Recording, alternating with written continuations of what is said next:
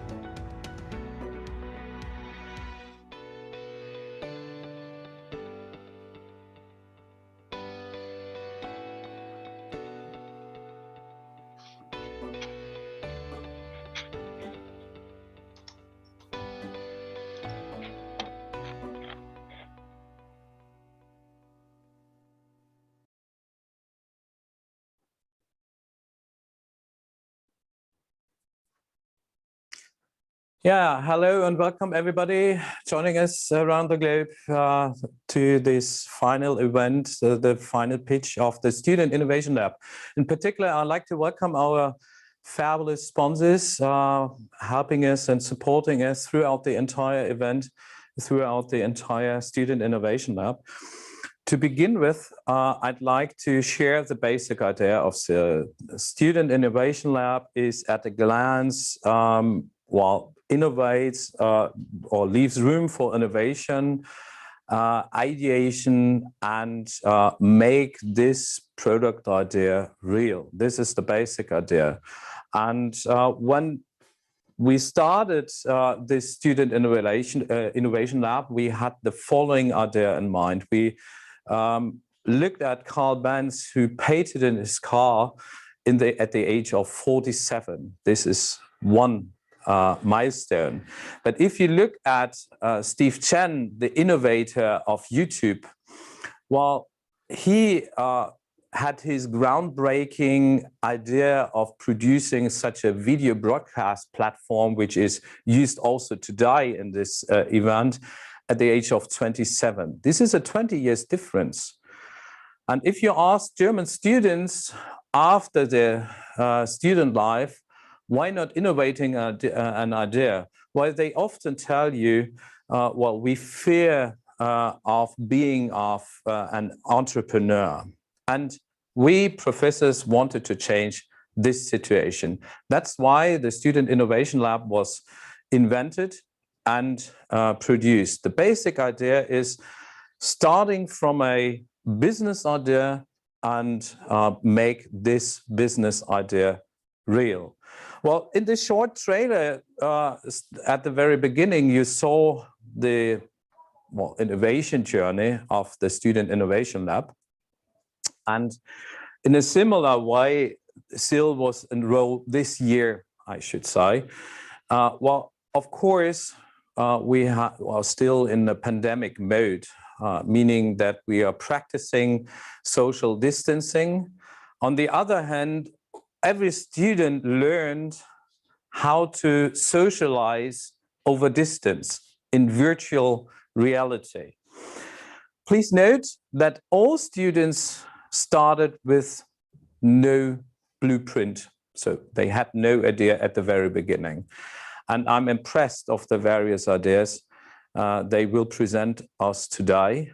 I was involved in some discussions with them, and this was always very inspiring. So thank you very much for your passion, your ideas, and and your motivation. And today, well, I'm really happy to see the final results in this final pitch. Thank you for that. I think it's now time to look at the to hand over to Orestes, and perhaps he wants to share some of his thoughts with us as well. So Orestes, please feel free to give us a short welcome speech.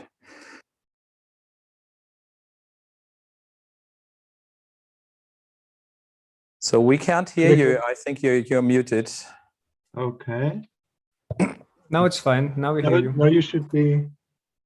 So now you can hear me. So wonderful. Good afternoon. A very warm welcome from my side. It's my pleasure to be with you all in this digital event, final event of SIL 2021.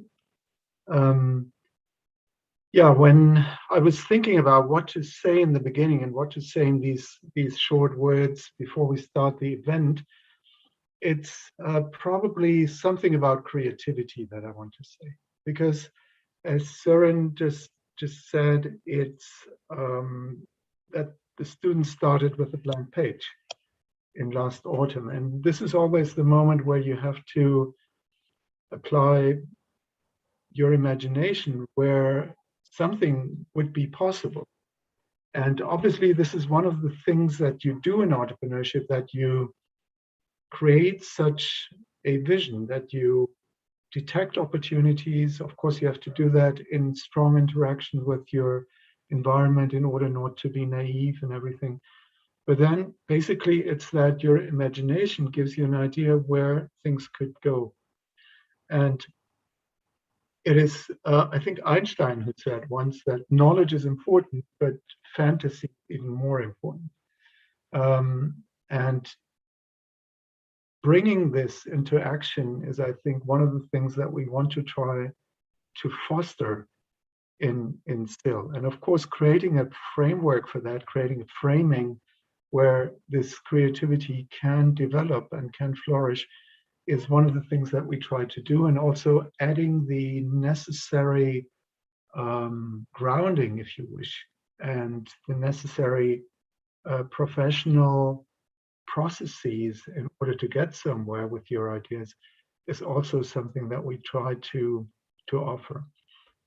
And with that said, it's really a pleasure to see how the young people develop, how they employ the knowledge, the engineering knowledge that they've learned, or also the business knowledge that they've learned, and try to imagine how to contribute to the changes. And we all know there is many things that have to change.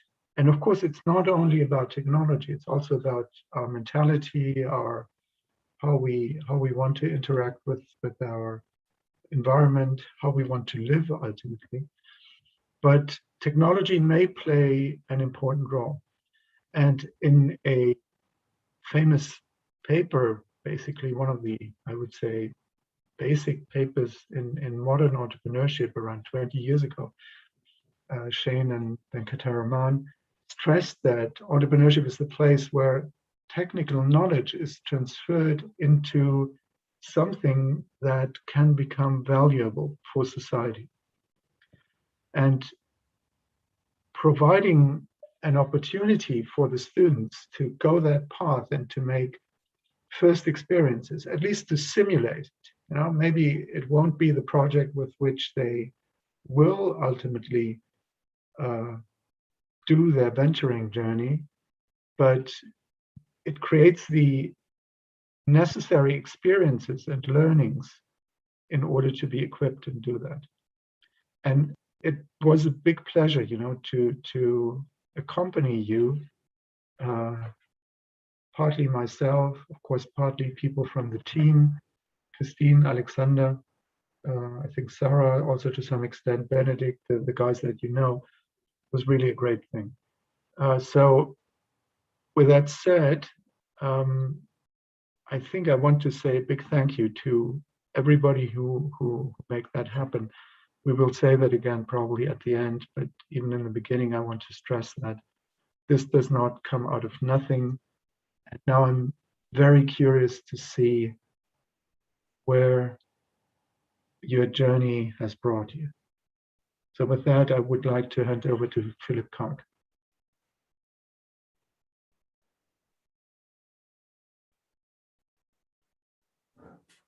Well, there's a short break. I think next step is yes, Philip sorry. Karg. Okay, so also a warm welcome from my side. And first of all, thank you, Professor Tatsidis, and thank you, Professor Hohmann, for these perfect opening words, I think.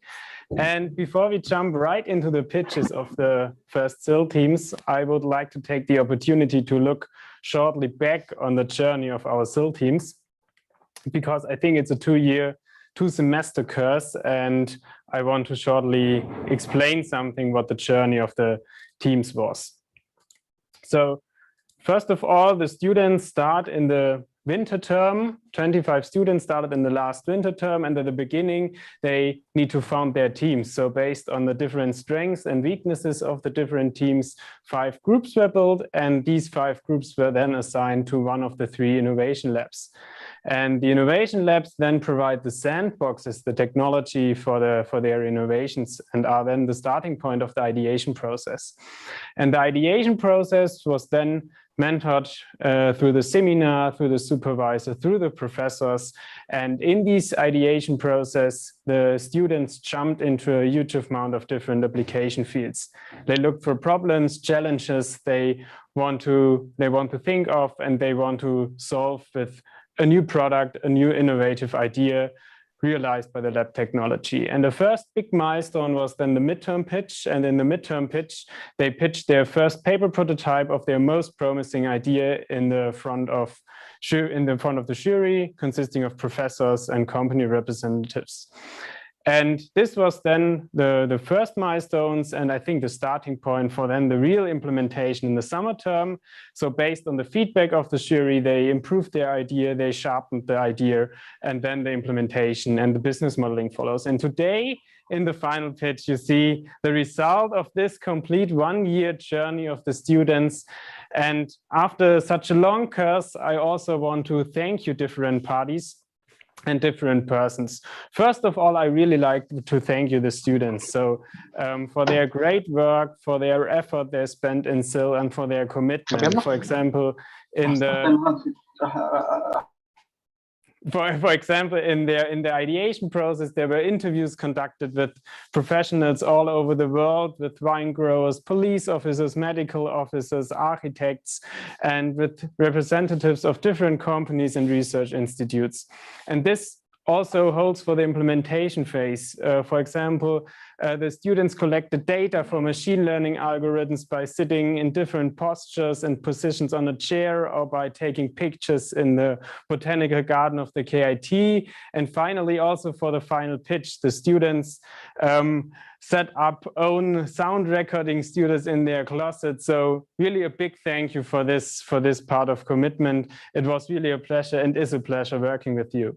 And finally, I also want to thank you, the professors, for their lectures, for their mentoring, and for their support in different meetings. And also, last but not least, a very special thank goes also to our partners. So also here, they supported us in a huge amount of different ways. For example, as part of the jury in the midterm pitch, and also today, they help us evaluate their ideas. They help us giving the students feedback, advice to improve their ideas. And also this year, we had these really nice format of impulse lectures where they where we talked about current trends and challenges in their application fields to trigger students to look there into and trigger different ideas. And yeah, also, as always, there are expert interviews with them or some mentoring meetings where we also talk about career options and where we talk about, in a very nice atmosphere, about different parts of their career. So also a very big thank you here again. It was also a pleasure working with you, and it's always a pleasure working with you. So I think enough from my side. I think it's now really time to see some pitches. And therefore I hand over to my colleague, Christine. She will introduce you in the pitch format and then we'll moderate the pitches. So Christine, it's your turn. Thank you, Philip, and hello also from my side to the audience and the teams today.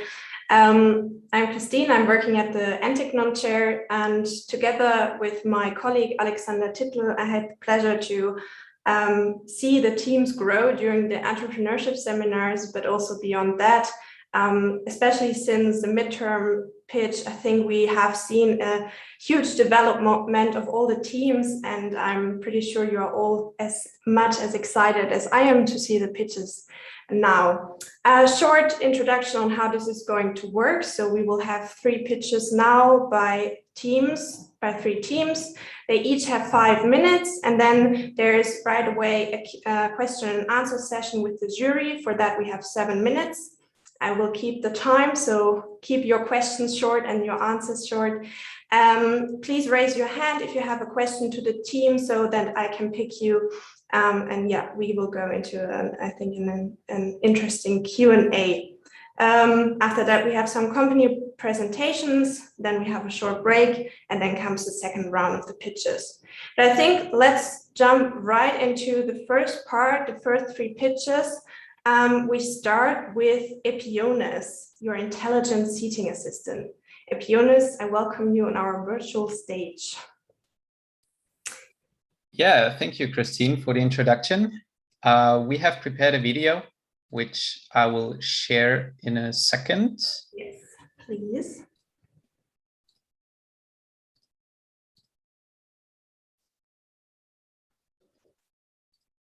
So can you see the video? Yeah, we can see the video. Yeah. And all right. Your 5 minutes start now. Hi, I'm Yannis, and I am one of the co-founders of Epiones. Let me introduce you to a product that will revolutionize every workplace, including yours. This is Jonas. Jonas works in an office. As a software developer, he spends most of his working day sitting down. He knows that having a good sitting posture is important for his health. But while working, he often forgets that. He sits in a very bad sitting posture for hours. At the end of the working day, he is barely able to stand up because his back hurts so much. This harms his concentration. But this is now coming to an end. Epiones has developed an intelligent system that will assist Jonas in his working day. And one of my team colleagues, Ashok, introduced you to our product.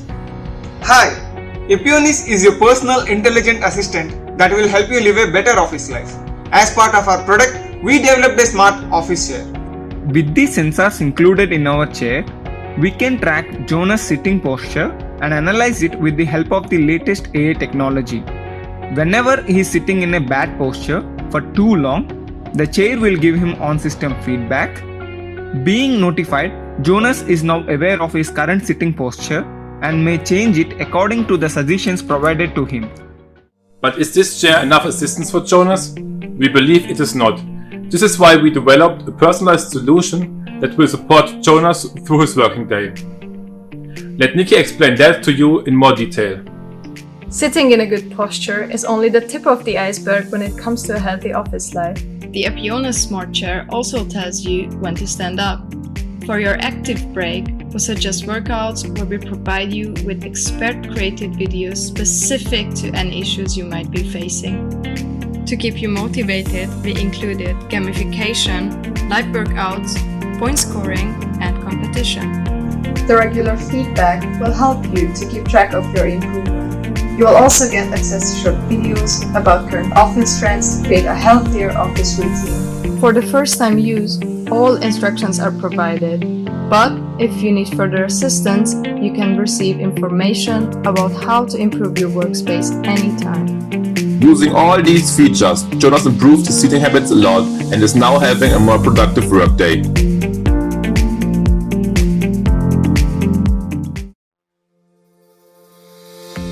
So now you got a good overview of our idea and our first prototype.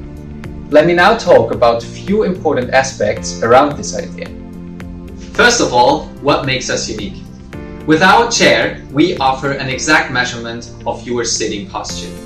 We use several sensor technologies and evaluate all this data collectively. In addition, our solution is highly customizable. This means that our system adapts to you. It knows what is needed to provide optimal assistance, no matter if you are a sports person or a couch potato. Ultimately, our solution is a holistic system. It takes into account all aspects of healthy working, not just the sitting itself. Our revenue stream is twofold. At first, we aim to sell our own smart chair. Secondly, we charge a monthly fee for features of our service. As target groups, we identified the following. We address companies that can buy our service for their employees, but we also target private customers that are self-employed or people who work from their home offices. Finally, let me introduce our team again. We are students with business and technical backgrounds such as mechanical and electrical engineering, as well as information technology. So, if you want to work with us on this wonderful idea, please visit our website epiones.de, follow us on LinkedIn and Instagram. We look forward to getting in touch with you. Epiones, your intelligent seating assistant.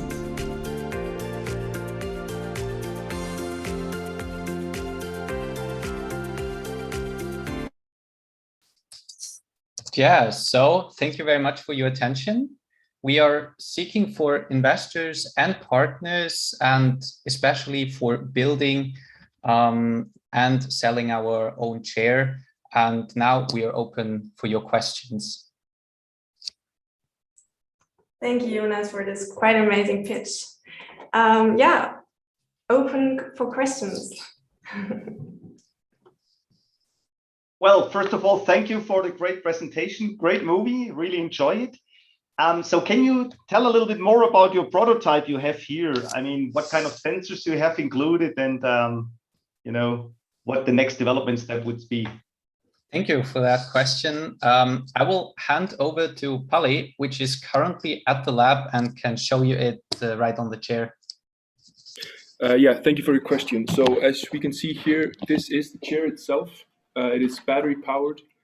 We are using pressure sensors. There are 16 sensors. There are 14 sensors in the seat, sorry, and then 2 on the back, as well as a proximity sensor. And all that data is sent to a Raspberry Pi and 2 Arduinos, and then sent through the machine learning model that Jonas and Asho created. And it is able to tell us how the user is sitting. Thanks, Pali. Does that answer your question? Absolutely, absolutely. Perfect, Thank you. Perfect. Second question.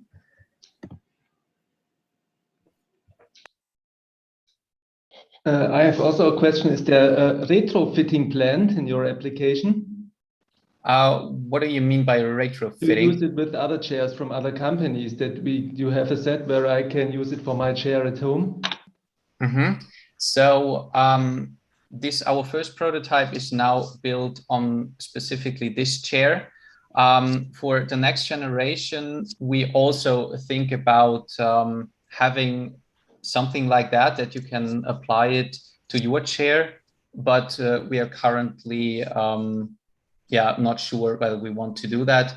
Our first goal is to find a partner in the chair industry with which we can produce a chair.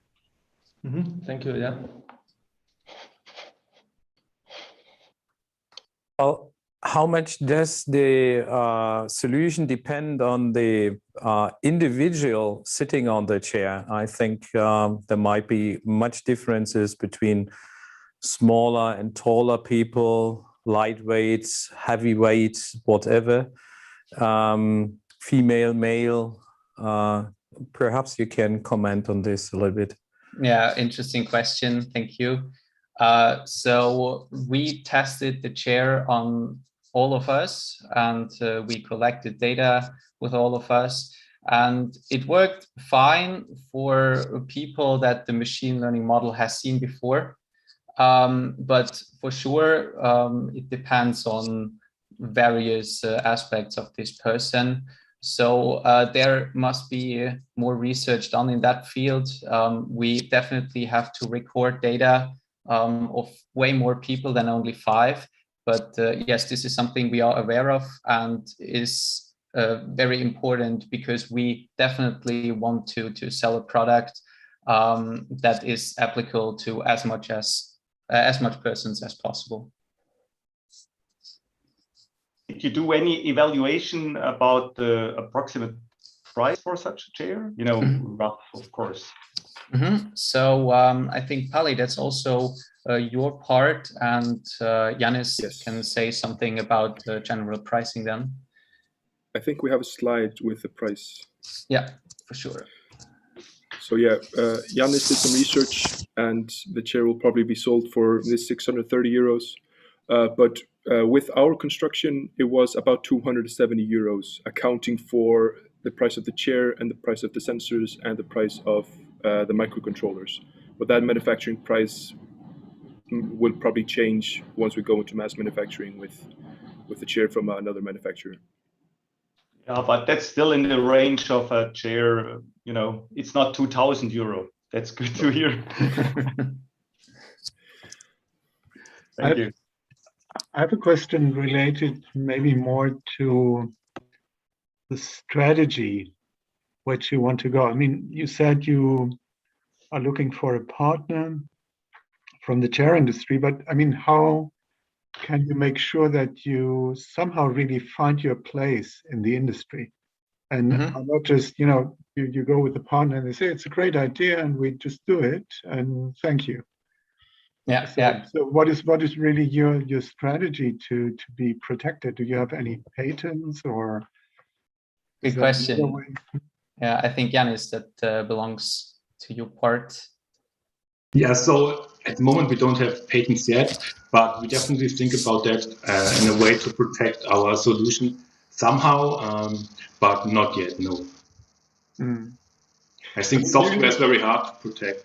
Yeah, but then usually one of the strategies is this kind of baseball strategy. You know, you hit the ball, you bring it into the market, and then you run as quickly as possible.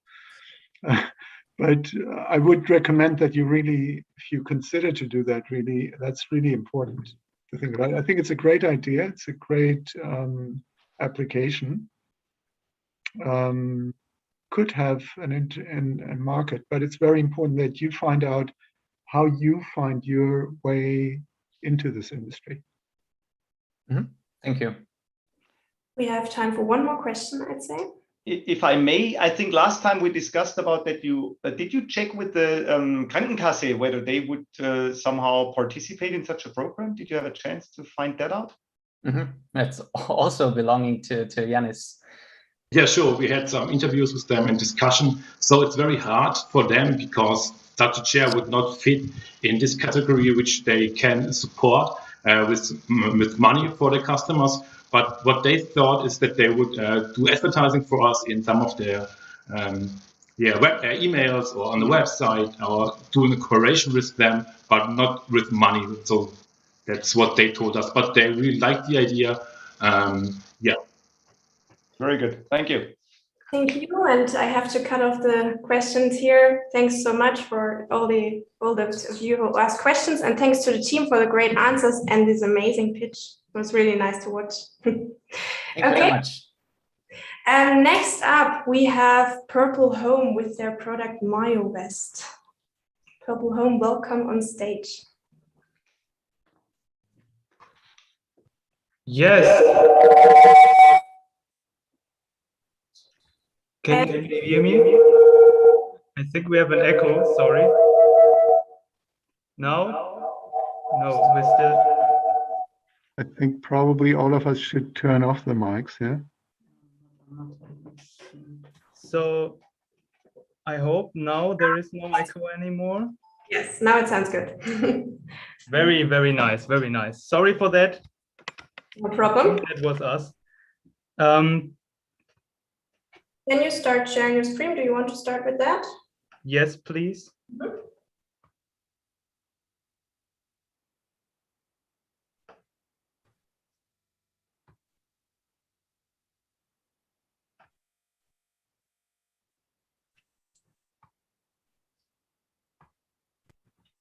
Can you see something? It's coming up still. Yeah, I think it's fine. Yeah, you can start now. Your 5 minutes start now. Okay, thank you.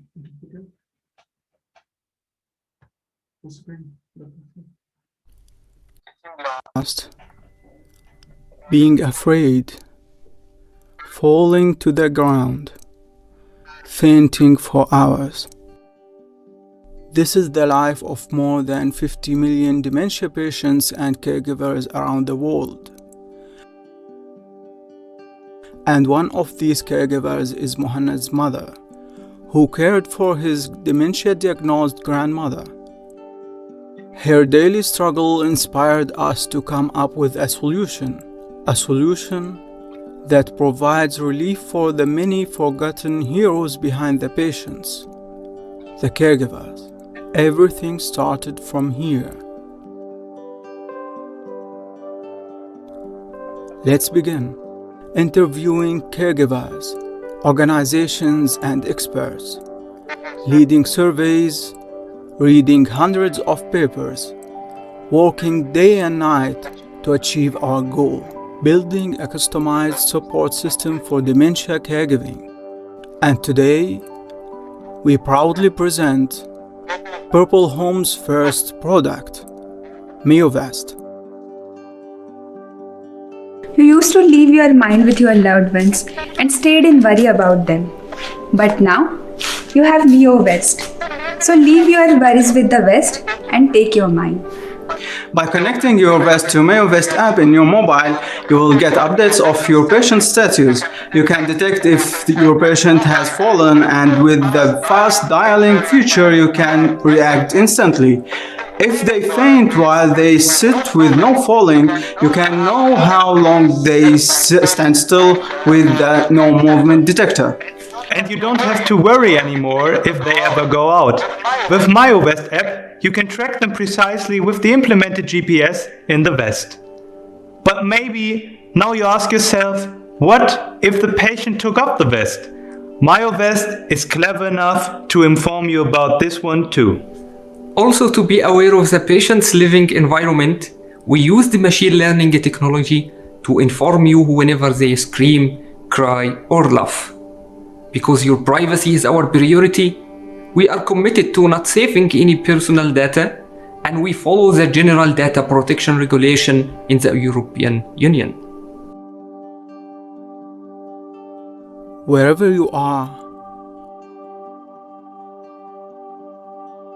whenever you want, you can still be with them.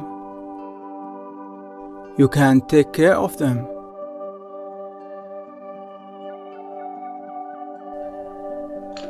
Once you get the Vest, you don't need more than 3 steps to set it up. Download the app, sign up, and scan the Vest QR code. And that's it. And maybe you're wondering now, what should I do if it gets dirty? Just take out the sensor pocket. Take out the cleanest protection pad from the sensor pocket and wash the vest with the cleanest protection pad. It can't be easier. While you watched this video, about 78 people were newly diagnosed with dementia. Because you love them, give them more independency. Let them feel more confident while you are with them in every moment. Get in touch with us on social media and visit us on our website for more information. Pepperl Home, you in your absence.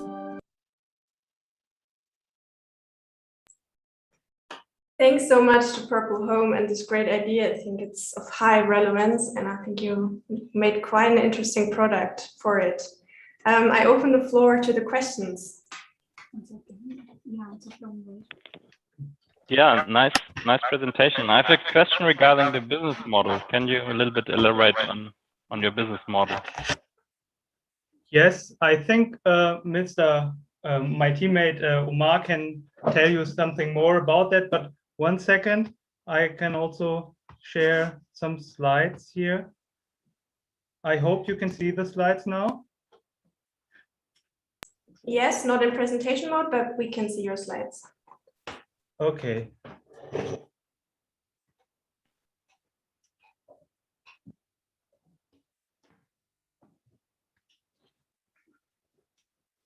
Yeah, in this slide, we can see that we are going to charge €400 for a one-time purchase. We think, according to our revenue and cost analysis, we think in 10 years we can target 3% of the market share of this market, and in the 10 years we can generate a revenue around 96 million euro.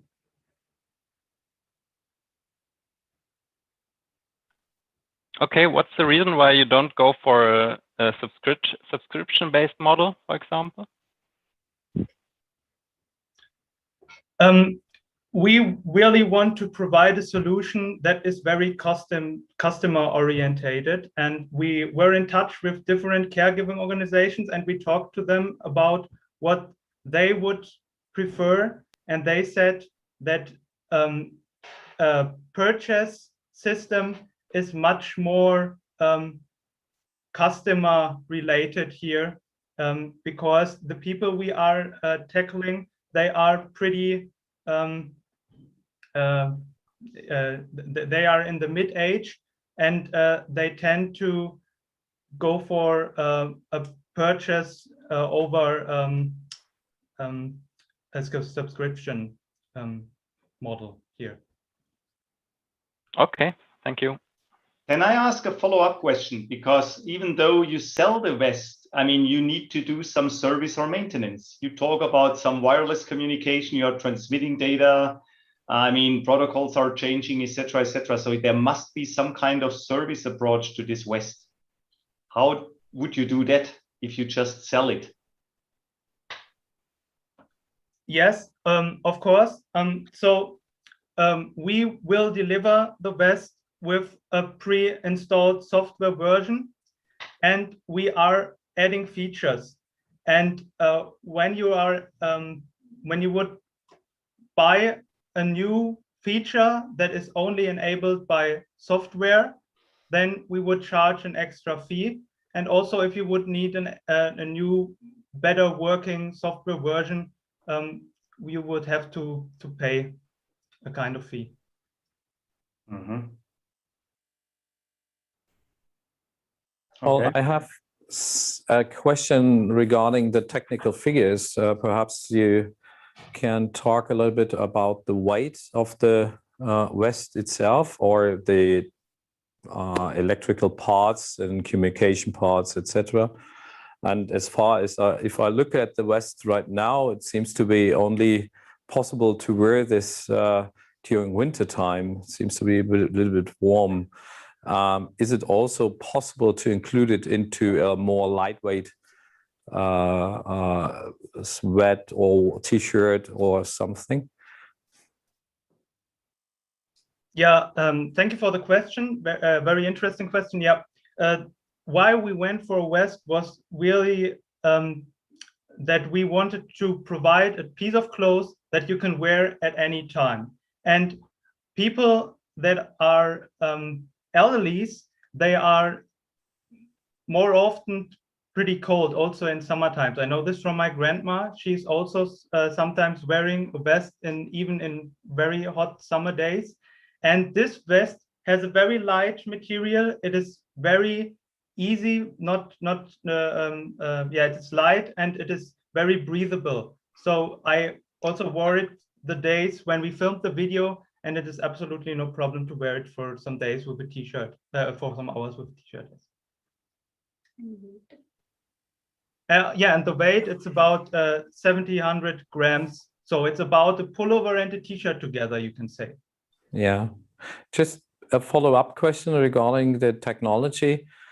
How many false detections do you have in terms of, well, you detect something that the people fell down, had well, critical situation, and it's not the case, and vice versa, you do not detect the situation that the elderly people are in a critical situation, even if they are.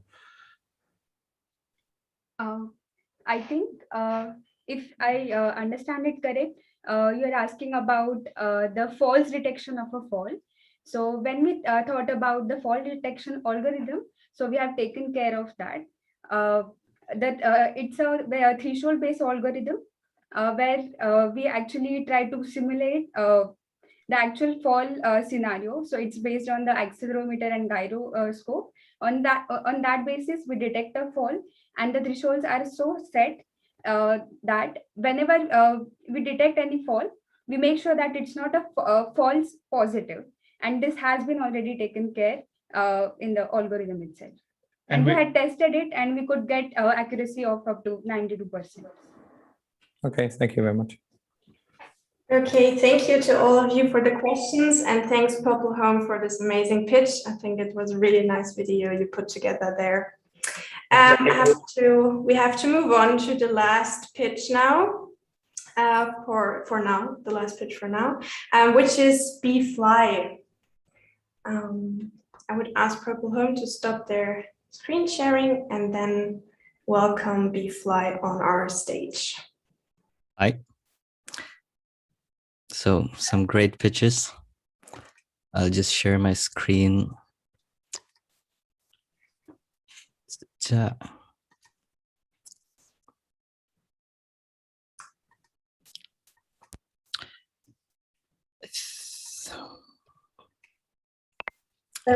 can see. Yeah, we can see it, and good luck. Your 5 minutes start now. All right. Well, ever wondered how we can bring the concept of work from home into the construction industry? Well, hi. We are BiFLY, and we are a team that complement each other's skill sets.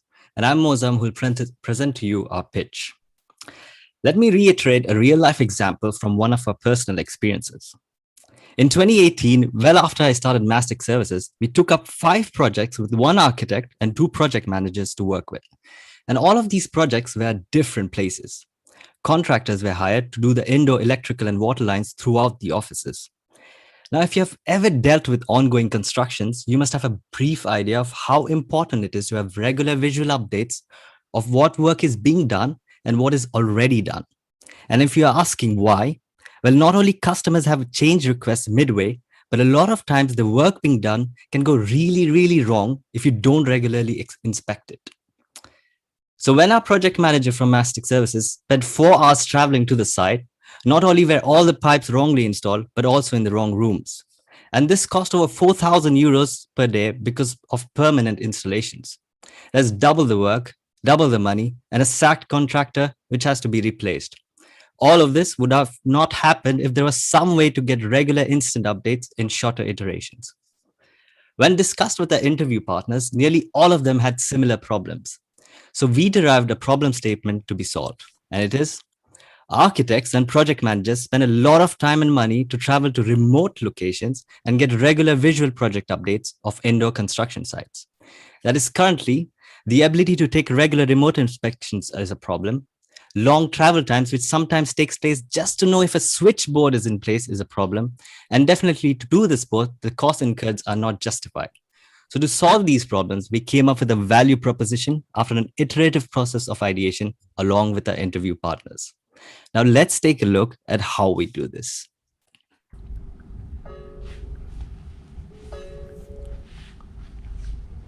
Hello, Mr. Klauber.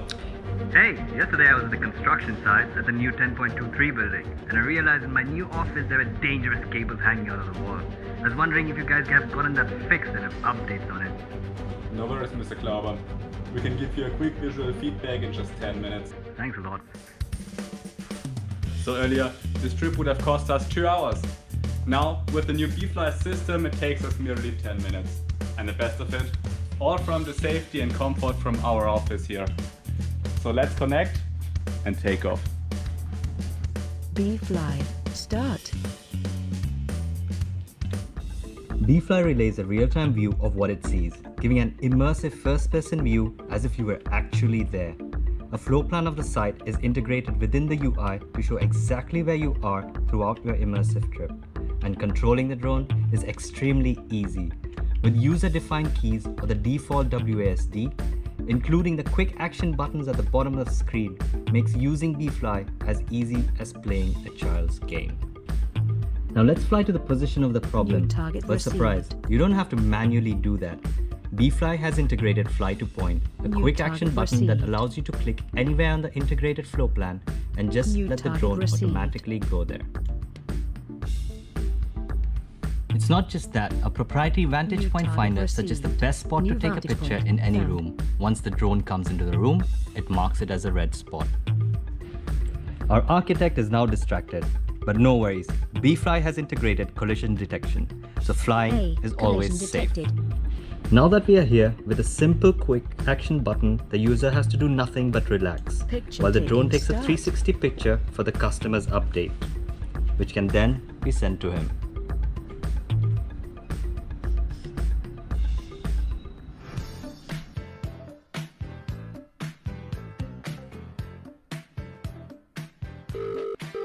Hello, Mr. Klauber. I've just sent you the update. As you can see, the problem is resolved. Have a nice day. As you have seen in the video, all three previously mentioned issues are resolved. To summarize, we provide a plug-and-play service for remote supervision and visual documentation for indoor construction sites using drones. To develop BiFLY further and make it a success, we need your help. We're looking for developers that could support the dev team, industry contacts that could act as partners or even customers. Finally, many of you are quite experienced and we'd love to have you as mentors, as every insight is only helpful. So get in touch with us, let's have a chat, and let's BiFLY. Thank you. We're open for questions. Thanks, Mutam, for this amazing product demo and pitch. And the floor is open for questions.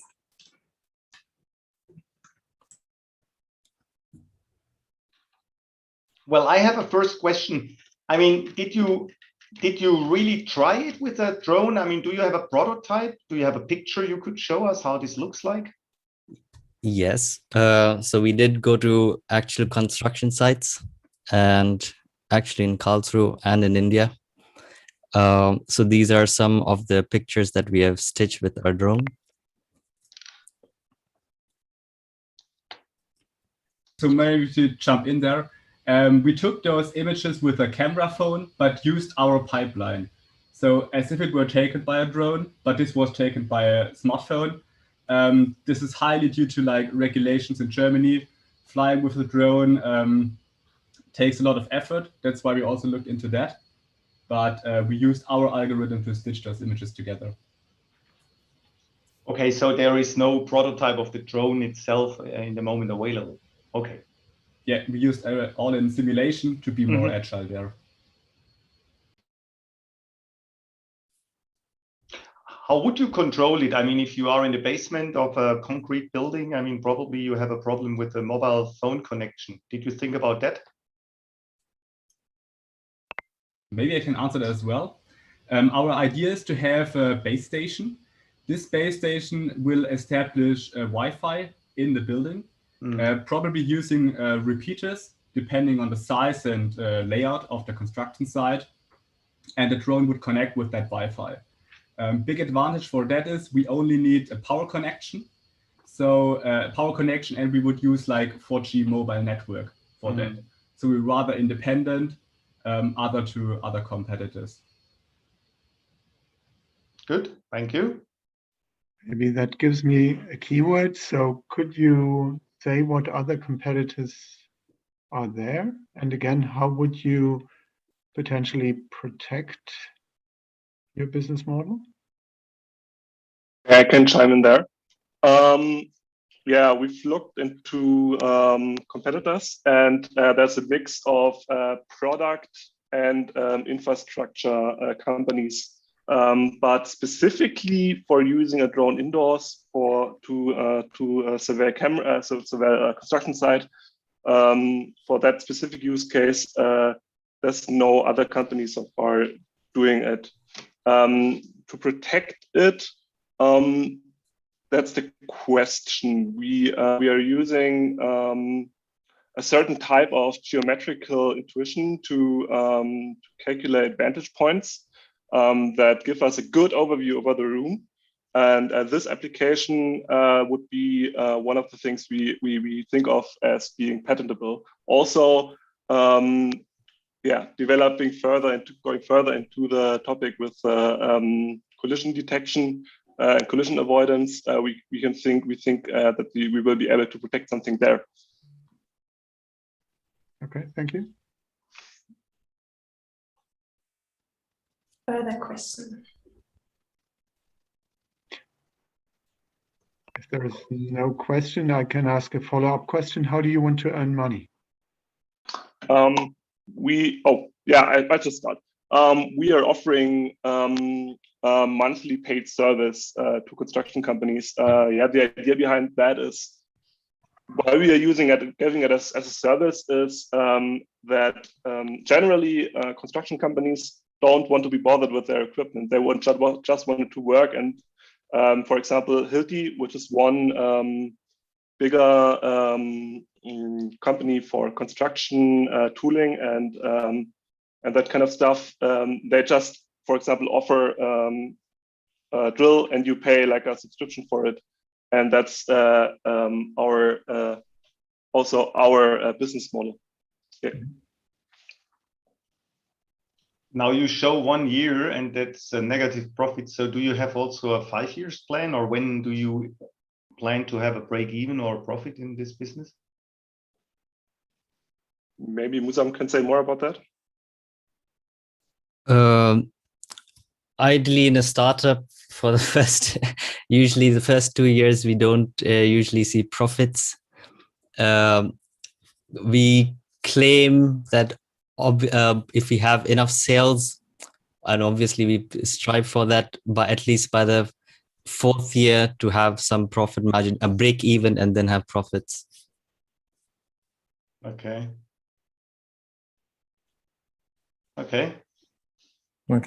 Why not fully autonomous flying?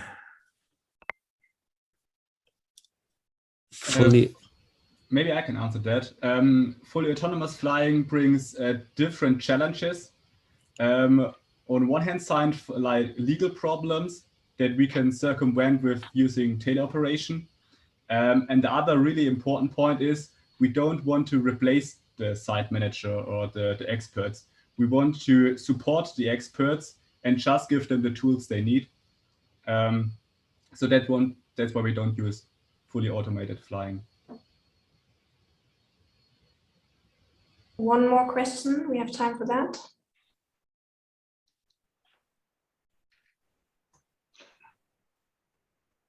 Well, if nobody asks, then I may ask, what would be your concrete next steps? What would you do now if you are really the owner of this startup company? So we plan to get pilot project partners to actually test our prototypes in the real world, and then get some feedback, even further feedback, and have an iterative development process for improving our current features and even adding further features. And then, we plan to increase our team because we would need more support. And finally, go for an exit funding. Okay, very good. Thank you. And thanks also from my side for the questions and the great answers, and for this very nice pitch to the last team for now, BiFLY. I just want to make shortly highlight our voting at the end of the event. You just have seen 3 of our teams. There are 2 more coming. And at the end of the event, you as the audience have the possibility to vote for best presentation, best product, and darling of the public. So keep those teams in mind you just saw, and be still there with us after the short break. I will now hand shortly over to Professor Hohmann. I'd like to introduce our sponsors, in particular Siemens and IPG, who are were sponsoring us, giving support in various situations. In particular, in being here and being part of this event. And of course, it would be an opportunity for you and to present your company and to show us what you are doing in the area of entrepreneurship and of wonderful products. And as far as I'm informed, Mr. Spitzer will start with his presentation. So please feel free to start and share the screen. Unfortunately, you are muted, I think. Sorry. So thank you for the introduction. Now it's working. Perfect. And you should see my screen. I have also Gilbert Oertel with me, who is our innovation manager in my segment. And we have a twofold part of the presentation. First, I really would like to make sure that everybody understands what Siemens is doing these days. We are not building refrigerators anymore. Secondly, of course, I also would opt that you see Siemens as a good employer, so doing some advertisement. And of course, Gilbert then will talk about some entrepreneur stuff we are doing. So when you look at Siemens, it's a quite old company, 173 years old. This is Werner von Siemens. He was a real entrepreneur. And, you know, I think this is also the DNA we are trying to keep and protect. Now, our current CEO, who is a physicist, it's Dr. Busch. He really says after Internet of the People, the next decade will be all about connecting machines and industries. I took these slides from last week's Capital Market Day, so they are very recent and they give you a quick overview, you know, about the things we are doing in Siemens and how Siemens clicks these days. So the strategic priorities, first of all, it's customer impact. And that also fits very nice to this SIL pitch here. We anticipate what our customers need before they even know they need it. Okay, that's bold, isn't it? We talk a lot about people, and also very fitting, we empower people. We want to drive progress through empowering our customers, partners, employees, flat hierarchies, agile development, for example. I like especially technology with a purpose. So it's not the technology in itself, it's what you are doing with it, right? How you apply it, that makes the difference. And then of course, growth mindset, and that's also a people aspect here. We constantly have to develop ourselves and we have to learn and be open to change. And I like this strategy very much because it is very relevant also, I think, for this audience. Now, what means technology with a purpose? And here you see a little bit what we are doing, you know, and I will not read everything to you, but it's a very impressive range. It's about automation. It's about electrical supplies. It's about building technology. It's of course about healthcare and so on and so forth. So there are a lot of very, very interesting, technologically interesting topics we are dealing with. Siemens is structured in 3 companies these days. You have Siemens Healthineers, you have Siemens Energy, and you have Siemens AG.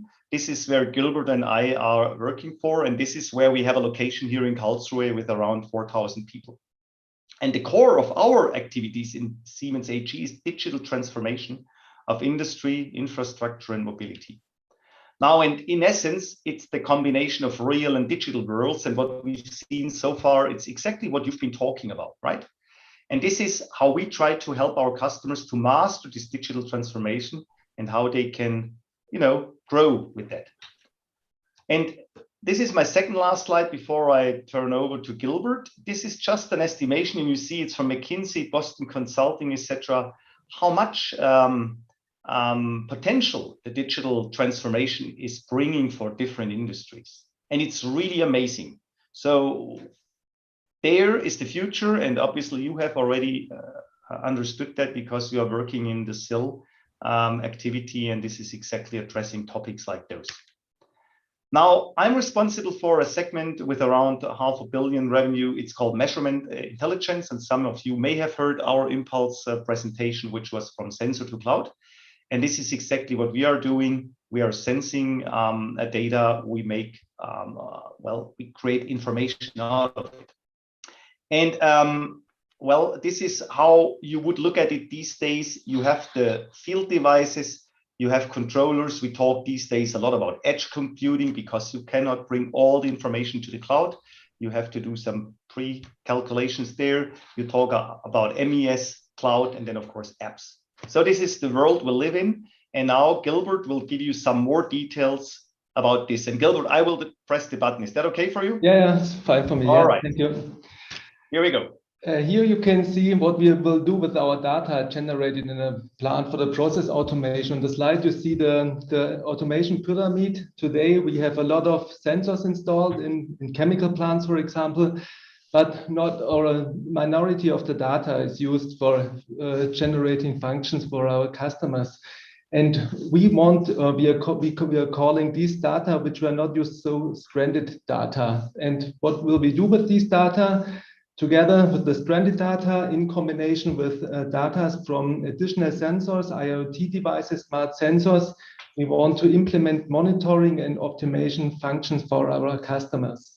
These data are sent via connectivity layer to an app suite, and there customers can use applications, smart condition monitoring apps or something like this to optimize their process. This means out of these stranded data, we can generate a second surveillance level for our customers without touching the core functionality, the security functions of a plant, of a chemical plant. Everything will be sure. Then to the next slide, please. Here is a more detailed picture of the approach for these data we will use. We have a broad portfolio for sensors in Siemens. Here in the baseline, you see them. We have weighing sensors, temperature sensors, pressure sensors, valve positioners, level sensors, flow sensors, and gas analyzing products. And of course, a new launched IoT sensor, our multi-sensor MS200, which is a battery operated vibrational sensor, which can be mounted on motors or on pumps, something like this. These data will be sent over a connectivity layer and gateways to our asset performance suite. We call this the C-Trans IQ asset performance suite. The applications can run either on a cloud-based solution, MindSphere from Siemens, or also on-premise, means on a server at our customer side. One example for such an app we are providing to our customer is the valve monitoring app. This app is directly connected to a valve positioner, and now the customers have an overview of the amount of valves in his plant and also of the lifetime, expected lifetime of the valves. Maybe a valve has a lifetime of 500,000 strokes, and if the valve will reach 490,000 valves, then the app will generate a service request, which will be sent out of the app to the maintenance teams, and they can schedule a service. This means there will be no failure in the plant. Another nice app is the so-called SCM IQ app. This is a smart condition monitoring app. This app is connected via a gateway to the multi-sensor device, and this app can be used for anomaly detection of pumps or motors. If there will be a change in the vibrational behavior of a motor, an AI algorithm will detect this and send a service request to the teams, which they can have a look if there is a problem or not. Then to the next slide, please. Here we have an overview of our IoT sensor, of our multi-sensor. It's a battery operated sensor with a temperature sensor in it and an acceleration sensor. This is also a nice application where you can contribute with bachelor and master thesis and bring in your knowledge for the further development. Next steps we want to do for this smart sensors is we want to integrate additional sensor measurements like magnetic field sensors, acoustic sensors, gas sensors, light sensors, dust sensors. There's a huge possibility to co-integrate additional measurements. On the right side, we also want to increase the functionality of the smart condition monitoring app. Today, we have an anomaly detection implemented, but next steps could be a failure classification, root cause analysis, or therapy suggestions. This means if we place our multi-sensor to a rotary pump, we have two measurements inside the multi-sensor, maybe the vibrational analysis and an acoustic sensor. Then out of these two informations, failure classification can be implemented, and this information can be handed over to the maintenance teams so the customers can easily or more easy than today react on these service requests. Yeah. Thanks a lot. Very good. And you know, this is the last slide I created earlier today. A few days ago, Capital, maybe you know this magazine, it's in German, I'm sorry, it's the best employers in Germany. And Siemens made it to rank number 3. Last year we were in rank number 6. And you know, the categories the students and the assessors voted for was job security, was the salary, was the the environment, financial stability of the company, and work-life balance. So with this, you can see Siemens does great stuff. And it seems also to be a good employer, and Gilbert and I would agree to that. So if you want to see more, or if you have more questions, don't hesitate to contact us. And of course, we'll also make this presentation available. Thank you very much. So thank you very much from our side also. Wonderful presentation, and seeing how digital transformation pops up in traditional industries, so to say. And while where you are on the way to change the way of the hierarchies in automation technology take place. Now we switch to a complete different topic, which is the IPG, which is in size a little bit smaller, just a little bit, I should say, and than Siemens, and has a complete different product portfolio. And but nevertheless, it's also very fascinating company and interesting. It's more on the entrepreneurial side, founded from ideas from the University of Karlsruhe, KIT, and wow, I think Mr. Pfeffer will present if I'm right. Is this correct? Yes, that's right. Thank you, Professor Hohmann, for the nice introduction. Do you see my screen? It's a little bit different in the web front end here. Yes, perfect. You. Okay, thank you. So, yes, so hello everybody, also from my side. So my name is Raphael Pfeffer. I'm from IPG Automotive, where I'm leading the innovation team. And I'm very glad to have the opportunity again within the Student Innovation Lab to give a short presentation to you.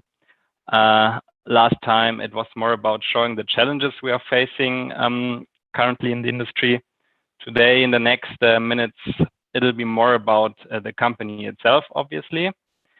So what is IPG Automotive?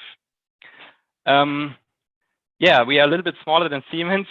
Obviously, we are basically a former spin-off from KIT in the 1980s, when IPG started as one of the first companies at all. I see my video is not showing. Okay, just a second.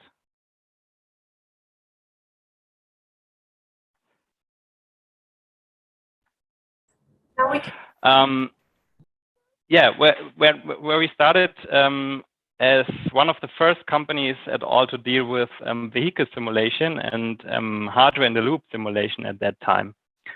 And at this time, the focus was mainly on vehicle dynamics, but in the meanwhile, we extended the portfolio with big investments also in the field of ADAS, which is advanced driver assistant systems, and autonomous driving.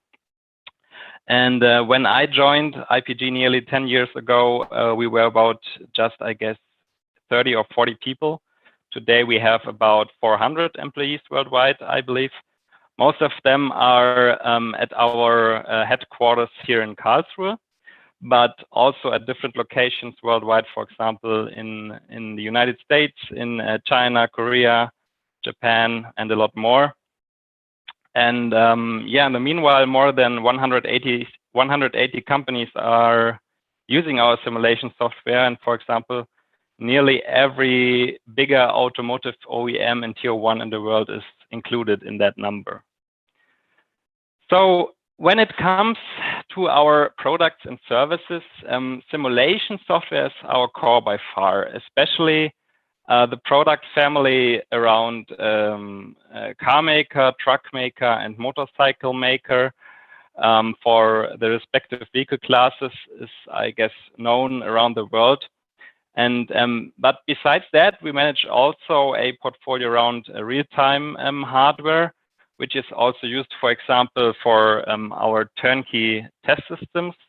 Here you see an example in this picture of a steering system, in a steering system in the loop test system. And yeah, and besides that, we offer obviously also engineering services to complete our portfolio. And we are focusing on different areas of applications, and within the automotive, as mentioned, vehicle dynamics is the core. IPG started 30 years ago, but especially the areas around advanced driver assistance systems and autonomous driving are increasing a lot with the enormous demands for simulation nowadays. And to give you a short impression, I brought a short video clip which covers a few aspects about simulation in the field of autonomous driving. So that is basically what you have to care of to simulate the entire environment for an autonomous car, to think about sensing the environment, different sensor technologies like LiDAR, radar, ultrasonic, and so on, which needs to be embedded into the simulation.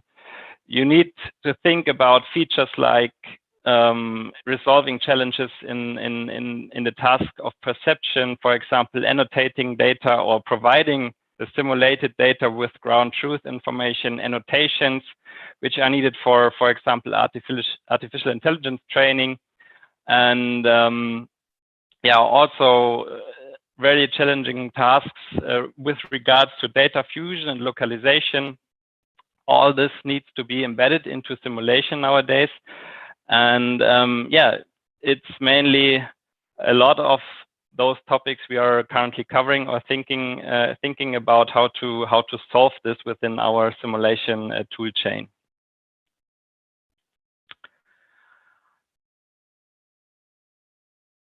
Yeah, just a few more impressions out of the simulation visualization.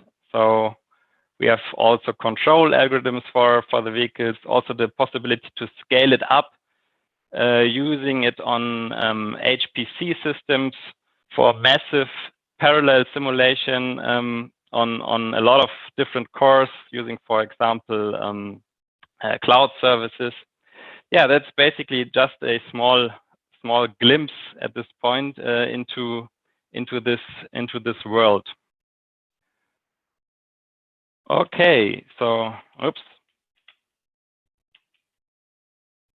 Let me skip to the next slide. So what is it? What is important to us? So we are still respectively a small company, but I think this allows our employees to take responsibility and to get to work in diversified topics. So we all share one vision regarding the virtual test driving environment and a deep passion for technology, I guess. And especially in my area, innovation and the possibility to think freely of new ideas and the usage of technologies is a very important aspect. And we are still growing in many departments, so we currently still have a lot of open job opportunities for beginners, also professionals, but also for students in different departments like software development, engineering, business development, product management, and sales. And last but not least mentioned here, open jobs. I, of course, can strongly recommend in the field of innovation and AI applications. Yeah, so that's basically all from my side. Feel free to contact us via our website or career site, or also feel free to reach out to me directly. Thank you very much. Thank you also from my side. Thank you, Mr. Pfeffer, for this interesting presentation and showing how virtualization takes place in the automotive industry and where IPG plays a major role. And I can say this because of my professional experience of former times. Now it's time for a 15 minutes break, more or less. So let's restart the second part of the pitch at 3:05, so 4 p.m. 3:05, 35 minutes past 4. Sorry. So 15 minutes break right now. See you. Pick up a cup of coffee, and then see you again here.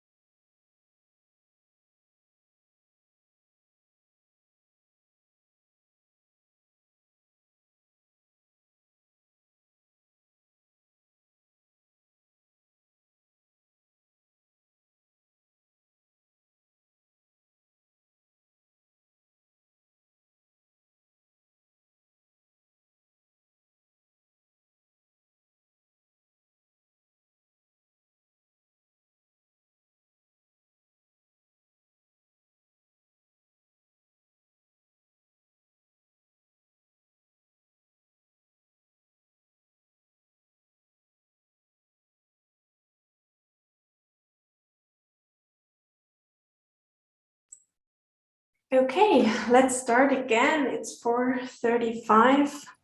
Welcome back to everyone from this short break. I hope you are refreshed and ready for the second round. We will jump right back into the SIL pitches. So we have 2 more SIL pitches and then some company presentations afterwards. We had a bit of a change of order, so we will start firstly with VineWatch, who were announced as BeDrone. VineWatch, I say hello on stage.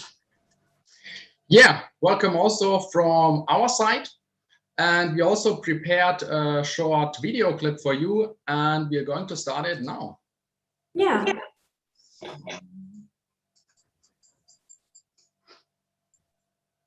Welcome to VineWatch. Today we are going to...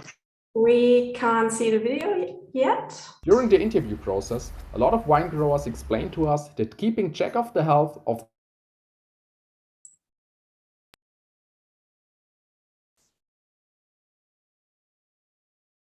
And we can't hear you now, Simon, but I think you're... Okay, we started a second time. Yes. So, second one.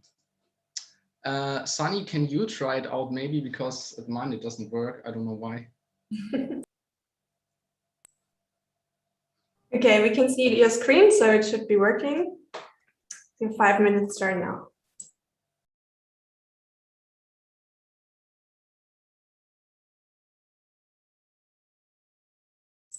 But we can't hear a sound, Sunny.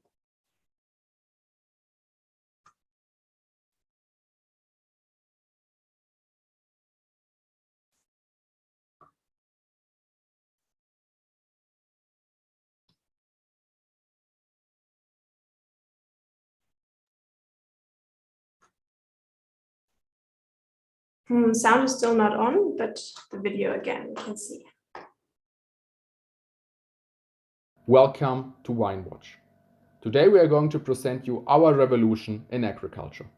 During the interview process, a lot of wine growers explained to us that keeping track of the health of their wine plants takes a lot of time and money. They have to check their health regularly for diseases like powdery mildew. And if they don't react and spray those plants as fast as possible, there are big economic losses, like the loss of the whole yield and a bad wine quality. Just consider the time and effort it takes to check one of the biggest vineyards in Germany and France. That's the reason we developed the watchdog for your vineyard. Our fully autonomous drone flies through the rows, takes pictures and uploads them to our cloud IA network. Our network checks the health of the plants and provides the farmer an overview of the infected plants. The navigation of our drone is based on the robot operating system ROS and 2 sensors from Intel. One of the sensors has a tracking device, the other one a depth camera. Based on the sensor data, a map is created of the environment of the drone, and our drone is able to navigate through the map based on the SLAM algorithm. The SLAM algorithm is based on sensor fusion of the visual data, which consists of the RGB camera and the depth camera and the inertial measurement unit. The map is based on a point cloud. The advantage of the system is that the map is updated with a high frequency from the data of the initial measurement unit, and is revised by the data of the visual sensors. That gives the system a high precision. Due to reasons of scale, we are using a cloud-based AI network. Our provider is Microsoft Azure. Our network is based on TensorFlow and is able to analyze the uploaded pictures for infected leaves. As you can see, the output shows the damaged leaves and also the healthy leaf marked on the picture.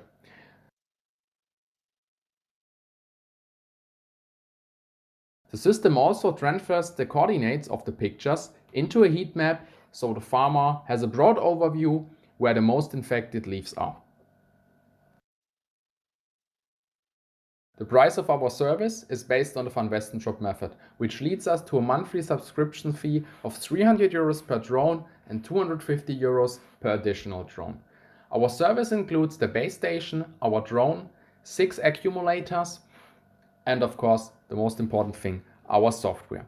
As you can see, we've got a lot of pricing power there and might execute that in the future when we increase the quality of our service. We also see a high demand from other farmers which grow apples, cherries and raspberries. In the future, we also want to serve those markets.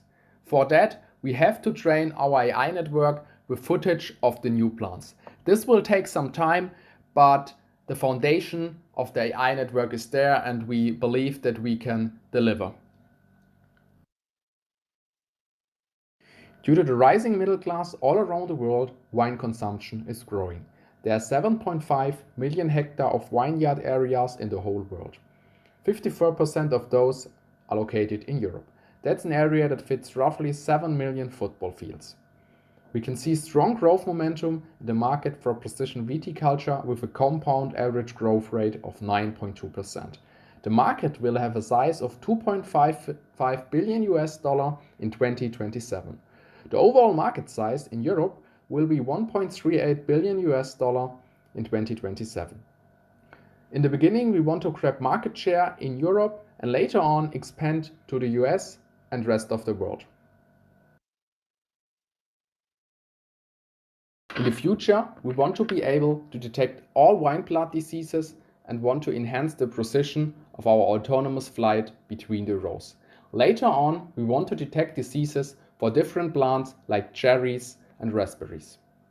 We would be happy to get some advice regarding the funding of the growth of our company and about the expansion in new market segments like new plants or other continents. In the following, you can see the team that successfully worked on the project.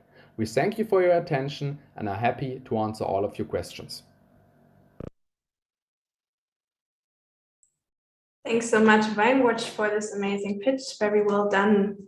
I open the floor to questions.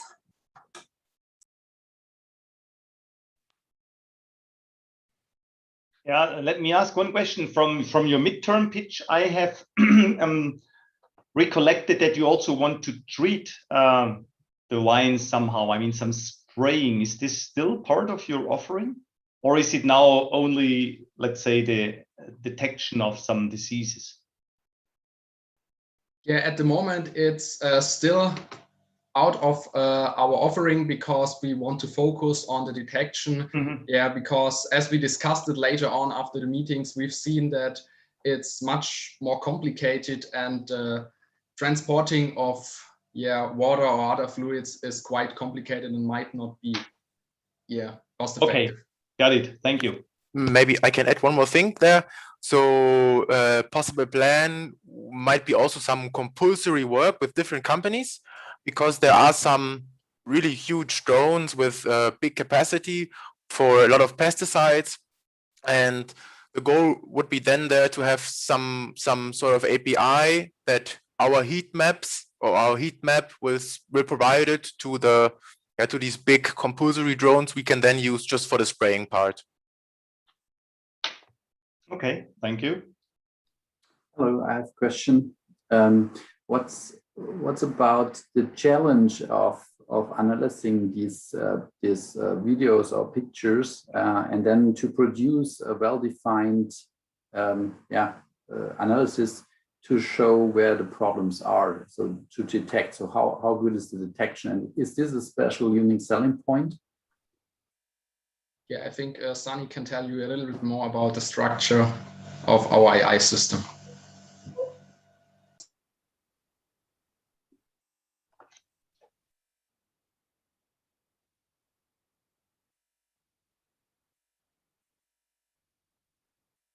Sunny, do you want to go on?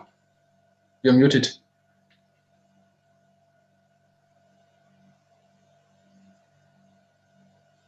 I'm so sorry, I had an issue. When it comes to the accuracy of the system, we initially... We can hear you. All is good.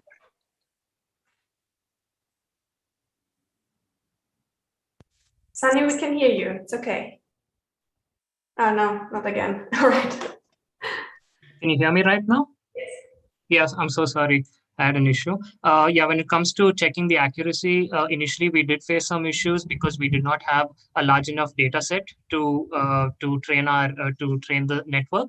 And what we did is we visited the botanical garden over here where there were wine plants growing, and we took a large number of images so that we could improve the accuracy.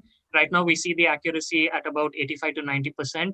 Some images, when we upload it, it does not detect it, or sometimes if you're moving too fast and the image is blurry, we wouldn't get the exact accuracy from that.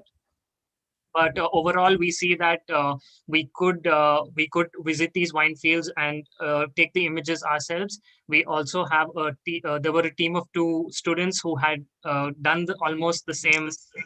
They had taken a large number of images, and they trained it to detect these diseases. So I think if we create a proper network and if we get a large enough data set, we'll be able to handle those accuracy issues. Okay, thank you. I have a question with respect to the market size. I mean, you were referring to these 1.38 billion, I think it was US dollars or euros, I don't remember. Is that really related to your market? Is that really services around disease detection? Yeah, it's not just the detection, it's also the automation of solutions you can find within vineyards. This belongs then to how switch from orientation via GPS to between the rows, for example. So this is a very wide area, but this is all about sensors, automation, and yeah, just in the field of viticulture. Mm-hmm. And where did you get that number from? Is that an analysis, an industry analysis, a report, or? Yeah, I wouldn't say it's a report, because find report for this special field was really hard. So Statista and a lot of databases, they had no really good reports. This was based on on some internet articles I found, or one internet article I found, and yeah, there we had also this list up for what this number states for. So what kind of different fields is included in this this name viticulture, or precision viticulture. Mm-hmm. Okay, thank you. Maybe one more question.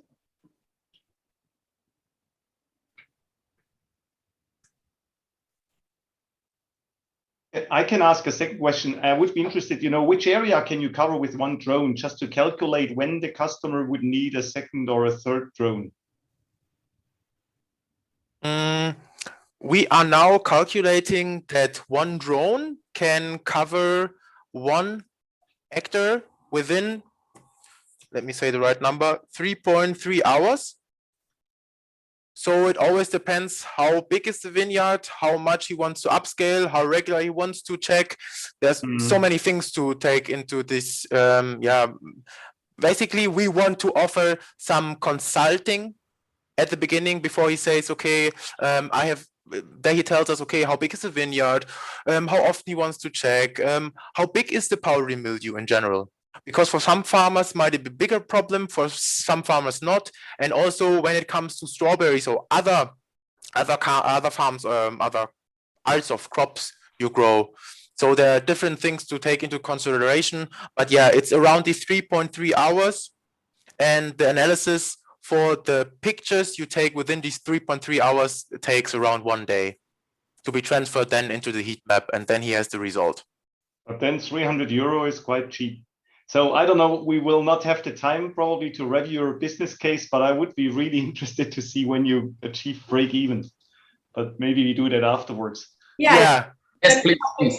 That's a topic for later on.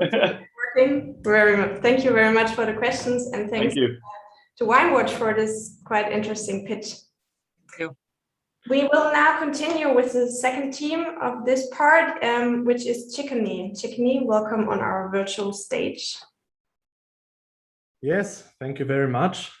It's great to see also the other teams, what they did, how they progressed. So we made a video. Tim is about to share the screen. Mm-hmm. Okay, enable sound. Mm-hmm. Okay. People call me. Let's just not throw away food, okay? Give it to your neighbors, give it to your friends, steal it from others who let their food go bad. Yeah, so I remember the one time when we wanted to make pizza and we went grocery shopping, but guess what we forgot? The tomato sauce. So with a salad that we need to pre-wash, we sometimes lose track of it, and then it gets bad and we need to throw it away, which is sad. Or we forgot the macaroni for the mac and cheese. That was good too.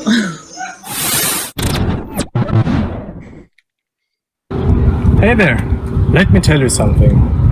The way we currently deal with food, it's inefficient at every step. Did you know that 53% of food waste happens in private households? And did you know that 99% of people admit that they regularly forget to buy groceries at the supermarket? We at Chicony have made it our mission to solve these important problems. I am more than proud to introduce you to our product. There's down in me. Offer that sea. Nothing that comes for free. So how could you be?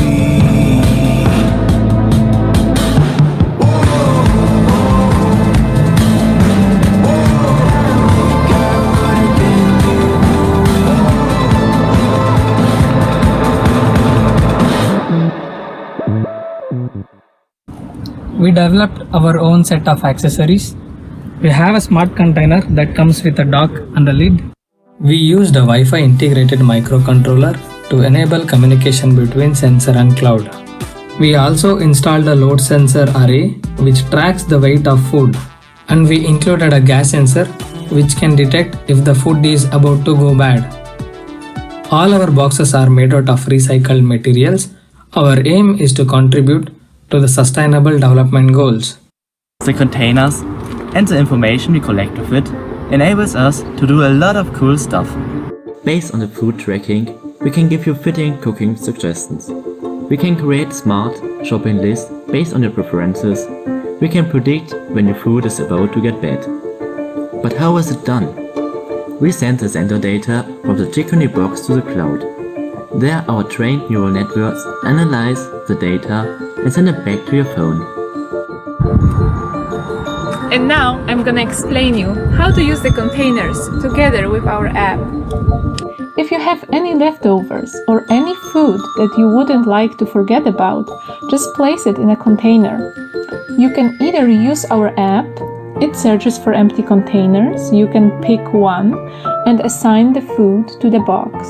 But if it's too much effort to you, you can simply say, Alexa, assign my burrito to Chickbox 1. Okej, przypisuję burrito do Chickbox 1. So now, when the food is in the fridge, you can forget about it, because you get a notification on the phone when it's about to go bad. And that's where we help you. When the food is about to go bad, we suggest a recipe based on the food you have in your kitchen. You can easily add the missing ingredients to a shopping list and later cook something delicious. If you're at the supermarket and you don't know which groceries to buy, just take a look into our app. If you don't want your food anymore, you can share it with your neighborhood. If you're hungry and don't have time to cook, you can also check what the other people around you are sharing. You can choose a meal and go pick it up. We wanted to make the Chicony fun, so we created a Chicony community. You can follow your friends and challenge them to reduce their food waste. Anytime when you share your food or you prevent it to go bad, Chicony hearts are awarded to you. With Chicony boxes, we set out to create the most intelligent boxes on the kitchen market. It is high-tech in a small box. We want to launch our first product by end of this year, but therefore we need you. Provide us real feedback, become a product tester, and give us real data to work with. And most importantly, become a part of the rapidly growing Chicony community and follow us on Instagram. This is for you, friends. We hope you enjoyed the show.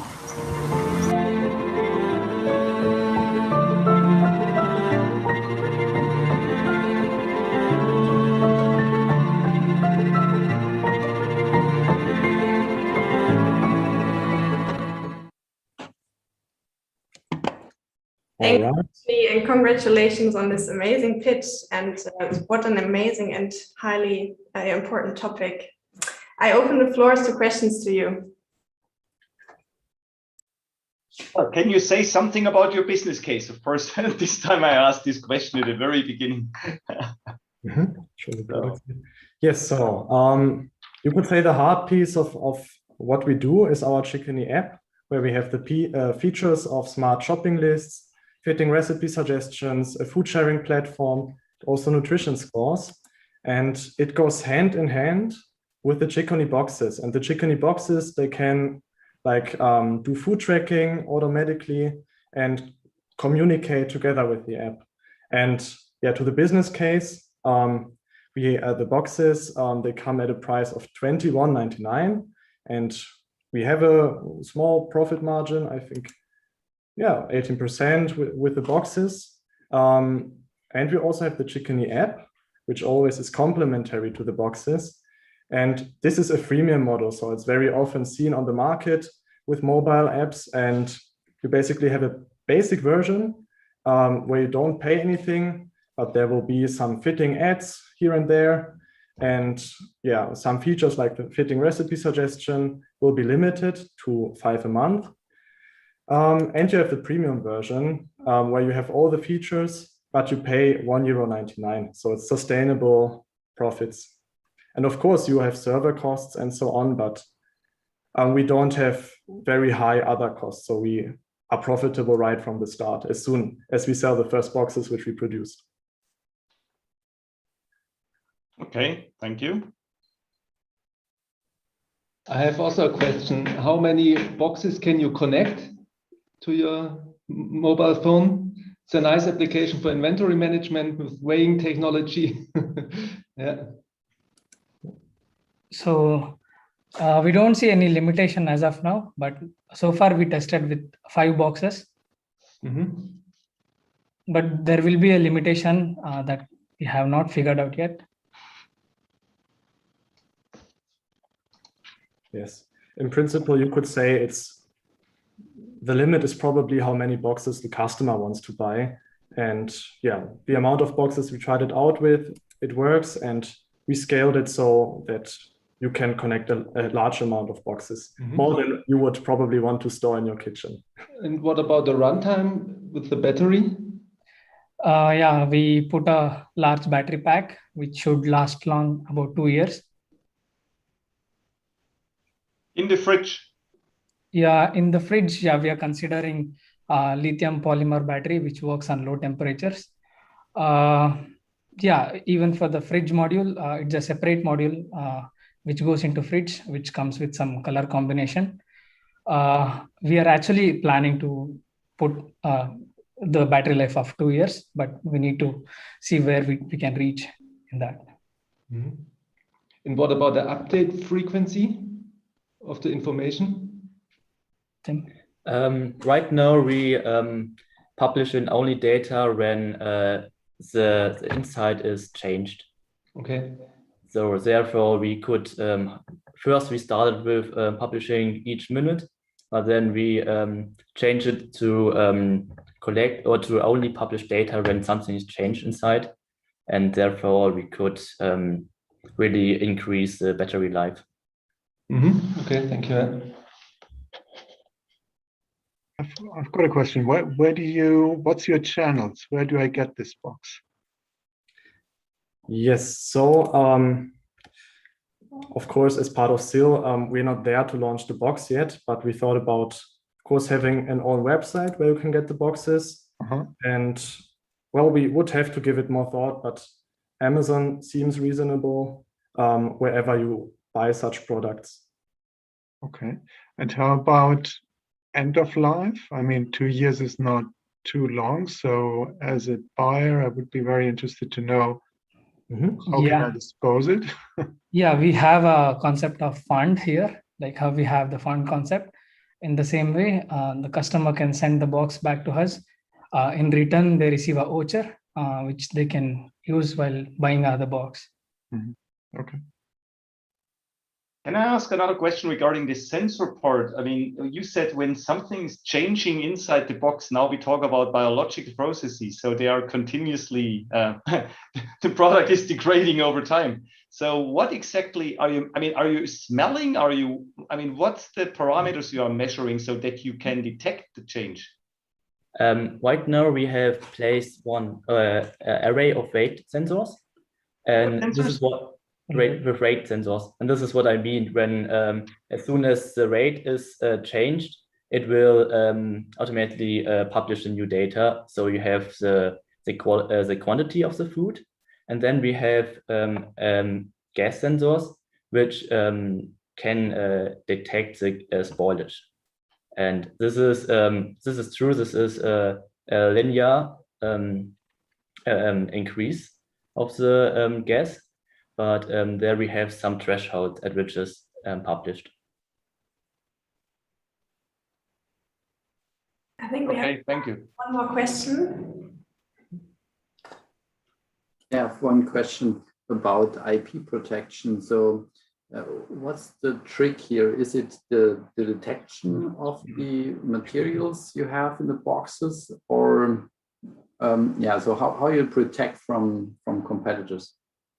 I think the biggest source of protection is our app and our community, which we want to build. So as it is with basically any social network, the benefit for the user gets higher and the changing cost gets higher as bigger or as the network gets larger. So I think, well, we certainly need to look into that, but I think there by itself isn't anything that's protectable by like in terms of IP. But it's our app and the community which grows as soon as we enter the market, which will be our most important asset to protect us against competitors. Yes, thank you. Thank you so much for all the questions, and thanks to the team for your answers and your great pitch. It was fun to watch. Thank you. Thank you. With that said, I really want to highlight the voting at the end of the event again. Remember that you can vote for best presentation, best product, and darling of the public later on. And I think we have seen amazing pitches today with well-deserved winners. And now I again hand over to Professor Hohmann. Thank you.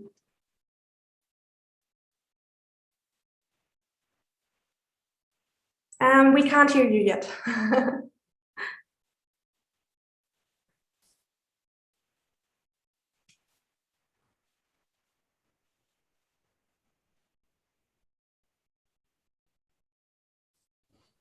Now you should hear me, I think. Yes. Yes, perfect. Switched off completely. So sorry for that. So again, thank you very much. In particular, thank you to the teams for their wonderful pitches, for their inspiring ideas. Now we have the second part for presenting, for a presentation of the companies. We will start with Vector Informatik first. So please feel free to share your slides and show us how Vector is also an entrepreneurial company. So, hello, my name is Clemens Reichmann. I'm happy to show you, give you an introduction to Vector. So I started at Vector 10 years ago as we bring a startup company from KIT to Vector Group. And today I want to give you an overview and some insights about Vector. So let's start. So what's Vector? Vector's mission is about to provide for OEMs of automotive industry and suppliers and their related industries with professional and development platforms of tools, software components and services. And our aim here is to create and support them to build their embedded systems, where cars are systems of systems. So this is a big challenge for the engineers. So we claim here to provide from engineers to engineers tools and services, and to give engineers a key advantage in making their challenges and highly complex subjects they have to provide in an understandable and in a very nice way. So Vector is an independent company. So Vector is a GmbH Inc. And all the subsidiaries are owned by a foundation. So that gives Vector a possibility to assure independence. So nobody is able to buy Vector. So we do not have a shareholder value. And that means it's very nice to know as a Vector employee that all the profit goes to research and education, as well as to charity organizations. So we provide education especially in universities like KIT. We provide a lot of things that they can profit from our profit. So Vector is about 20-25 years old company. Today we have around 3,000 employees. We call ourselves Vectorians. Our turnover is about 692 million in 2020. We work in a lot of associations, in 16 committees. Our customers are over 9,000 companies in 76 countries in automotive. That means nearly all the companies of automotive are our customers. And we are being global, which means we have 31 locations in 14 countries. We'll show you that on the next slide. So we see that we see a lot of things on the world, but the most important for you as the students is where the development is done. And this is in Germany, especially in Stuttgart, in Karlsruhe. We have also in France and in US some development, but the most thing is done in Stuttgart, Karlsruhe and Regensburg in Germany. So the most of the employees are really in Germany located. So what are the applications in this automotive industry? It's about development of distributed systems. Here, I'm personally bringing provision from KIT to Vector, and we also have a big development department here in Karlsruhe. So we would be happy to, if you can join us. But there's more. There's embedded software and system design, where we provide the basic software, the OS, for the embedded controllers in the different car projects. There is a big thing about testing and simulation, where Vector started with a tool called Canoe, which is broadly used in industry to analysis and test the ECUs. The electronic control units, these are the controllers. So if you develop a controller in your projects, you can benefit also from this tooling stuff. And there is diagnostics and flashing, which means we provide tools and things to bring software in the car, to do the calibration, which means to define the parameters, to do measurement, also to understand the parameters, which we then flash to the car later on. And of course, there's a lot of consulting necessary to help engineers doing their job. So Vector is in the second or third stage to provide tools and software for the OEMs and suppliers, which then implement and develop the cars. Well, Vector we are very proud to have the first. We are the first in the Great Place to Work thing. So we are very good in the last years. And this is an award which the employees can rank independently for their company. So we are in the category of 2,000 to 5,000 employees, #1 this year. And we also, and that's important for our students which are on board in Vector, we are a fair company, so we are paying well things. So you are really fair traded. So we want you, of course, and that's what Vector searches for, another Vectorians. This could be some internship during your study, a bachelor or master work at the end of your study, or if you finished, it would be great if you try to join Vector here. So Vector, we would say it's a perfect match to your theoretical work, and of course, this is in parts of software development. If it's object-oriented or controller related, if it's hardware, it's product management, consulting, support, business, whatever. So hope you get some good ideas about that, and will have an interest on Vector. So thank you. Okay, thank you, Mr. Reichmann. Now I will hand over to Mr. Butting from AKKA, and feel free to start sharing your slides. I think it's you presenting. That's correct. Yeah, Clemens, can you please cancel the sharing? Yeah, I try to stop. Thank you. Sorry. Don't let me steal it. Now it's your turn. Thank you. So, can you see my screen? Yes. So I'm here to present AKKA, and thanks for the opportunity to be also part of this whole event and the whole series of events.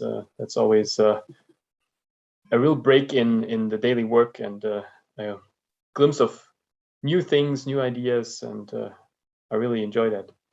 So my role is Vice President for Digital Validation and Products at AKKA.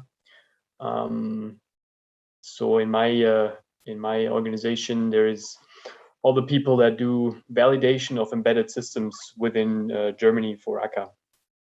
So that's HIL type activities, software in the loop, model in the loop. So some people are users of Clemens's products that he just mentioned. We have our own products. That's the products part for test automation and things that you need to validate embedded electronics. For AKKA here we go. As a whole company, we're set up worldwide, 21,000 people, spread through all the major countries where engineering activities are done.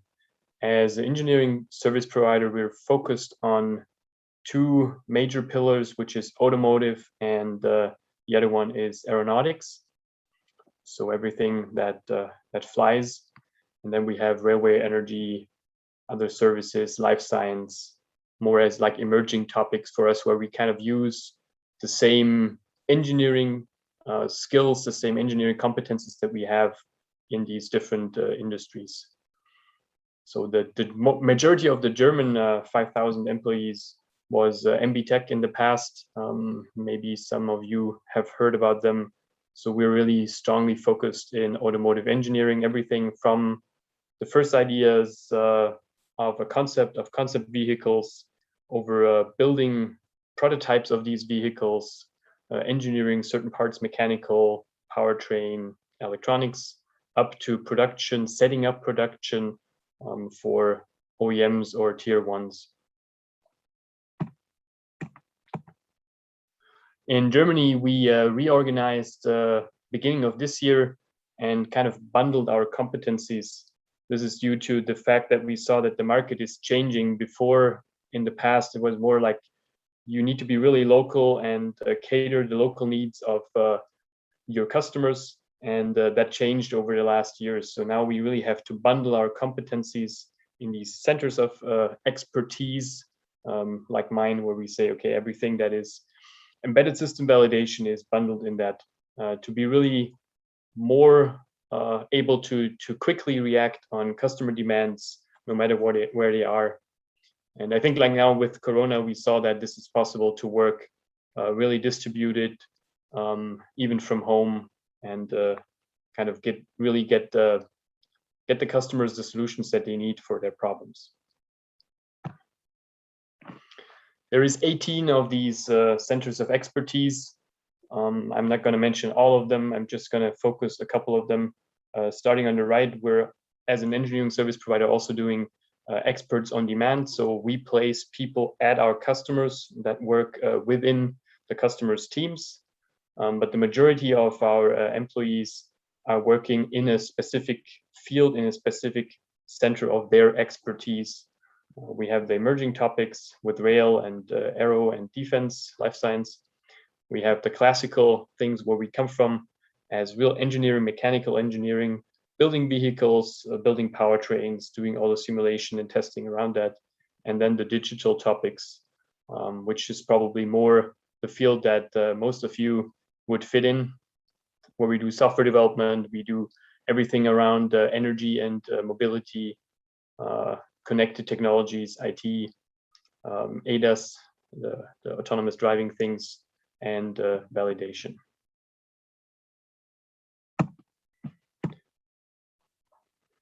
What we successfully do, and also what I'm doing here, is a part is interacting also with research facilities, is to try to bring things from research state into projects. So also from one industry to another. So this was an example on the upper left where we transferred control elements from airplanes to a vehicle as a concept, and implemented a drive-by-wire prototype for that. On the lower left, we also built a prototype of an autonomous driving vehicle, which was launched already some years ago. And then we upgraded that. I think last year there was also a press event where we showed that again. On the lower right, we're also educating our own employees and people that are willing to kind of start with us and say, okay, they don't have a specific knowledge, let's say for automotive. So we have 2 training centers, one is in Geneva and one is in Leipzig, where we basically educate everybody on what's data buses, what's really happening in vehicle architectures these days, what's changing in software development, more to agile.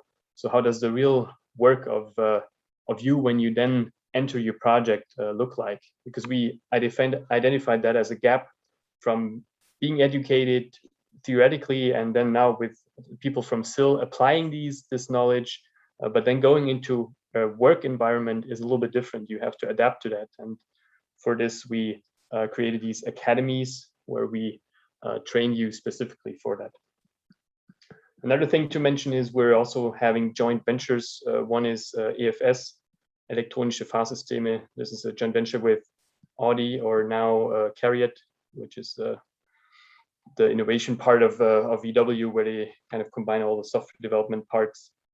They do things for electronic driving, the suspension systems and all that stuff.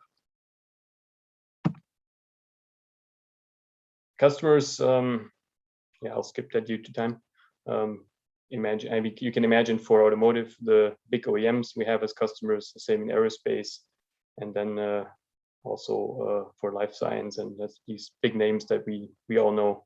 I saw Siemens on here, so I think we have to talk about that. I don't know, maybe we even have business. If you want to start with us, I brought a couple of positions with me here. These are student positions. We also have positions for regular employees and employees with experience in the same fields and spread all over Germany or the world. You can find them online.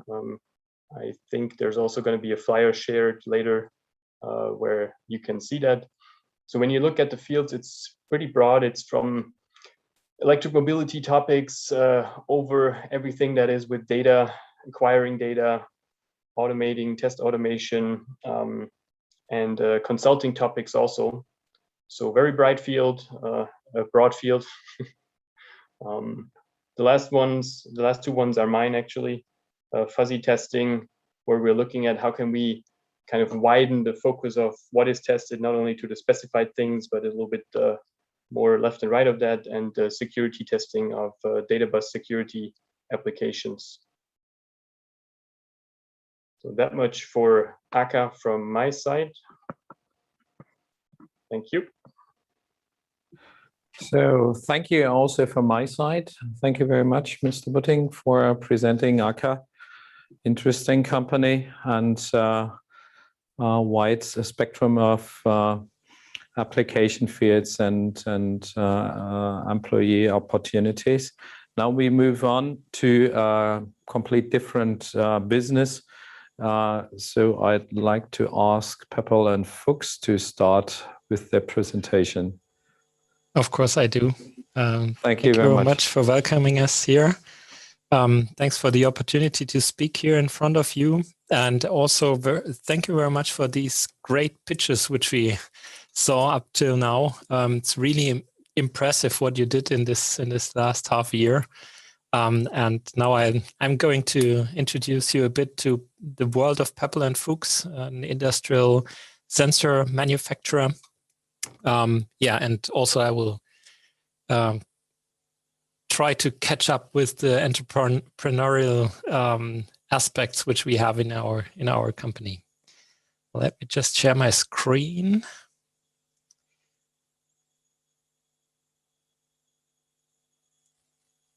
So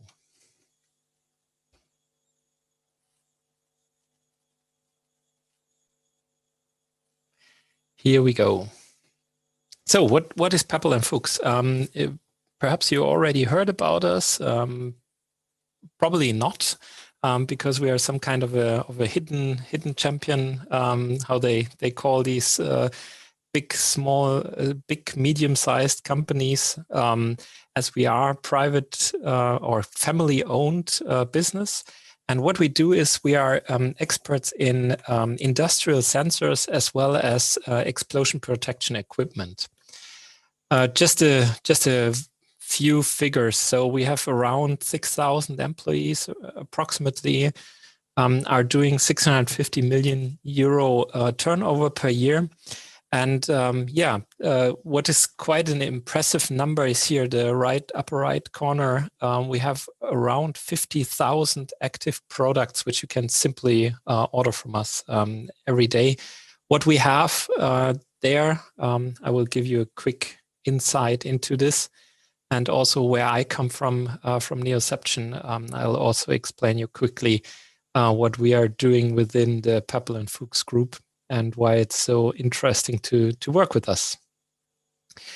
If you look into Pepperl+Fuchs group, we have approximately 80 locations worldwide, 3 main locations, which is Mannheim, our headquarters, then Twinsburg, the US and Americas office, and then Singapore for all the Asian regions in the world. So these places also have development, and a part of a huge part of the components of Pepperl+Fuchs are also manufactured in these sites, and then plenty of sales offices also around the world.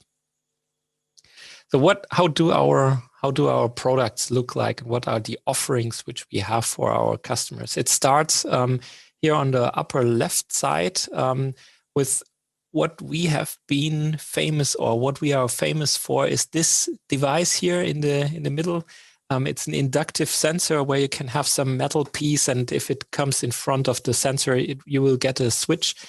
That's basically something Mr. Pepperl and Mr. Fuchs developed in somewhere in 1950s, where the BASF company directly from Ludwigshafen just approached them and said, we would love to have a switch which does not create a spark when it's switched on or off, so that we can have our chemical processes safe and secure.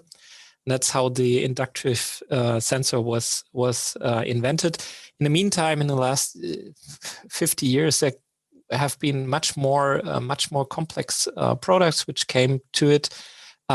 Starting here from RFID systems, where you can have identification, 2D laser scanners, where I also have a small example later for you, camera-based sensors, and all the industrial communication equipment.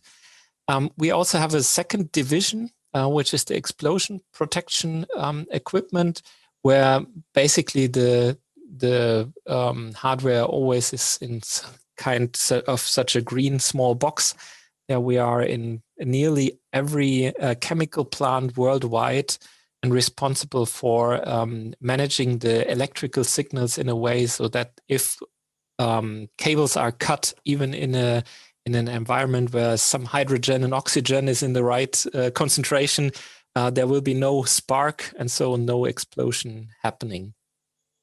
We also have some subsidiaries, VMT, for vision and robot control systems. They are doing a lot with AI, also pick and place applications, and also automatic mounting of doors and windows and the like into cars in the car production. We have control for the IoT infrastructure, so all the switches, industrial communication devices, the like. We have a subsidiary which is dealing with 3D scanning technologies. From them you get, if you like, from your production line, 3D model colored up to 1 millimeter, where you can put your robot virtually inside and then give it a try if it's working. Then I'm from Neoception. I founded Neoception now 5 years back. And we are the solution company within Pepperl+Fuchs, taking care of all the IIoT and Industry 4.0 applications of our customers. And then we have, as a final block here, Ecom. Ecom is a company who is building smartphones and tablets for the explosion protection environment. Quite interesting stuff. I'll also have a small peek inside for you on this. So how does the environment normally look like? A lot in logistics. I brought this picture because Neoception is now also specializing in logistics, handling material, taking care of getting material from a warehouse, sometimes really like here, fully automated, into the production supply area, and taking care that these that the goods are in the production environment as soon as they are needed. We already talked about this. I won't go into much more detail here, but something which is perhaps interesting for you. We are in with these IoT sensors and industrial sensors. They are so universal. You can apply them to a lot of different industries, starting from automotive, which is probably the biggest part, the production lines, all the switches, all the optical sensors, as I told you, the VMT vision-based systems, they are here for automotive sectors, but we are also very strong in intralogistics, AGVs, so self-moving cars, which are going through the production, up to mobile equipment, where it's about safety of these excavators and this huge equipment, so that it's working safely and it gets some functions which are not where you're not able to fulfill them with a non-automated and non-intelligent system. A lot into renewable energy, and of course we are coming from electronics industry, and we are also supplying electronics industry.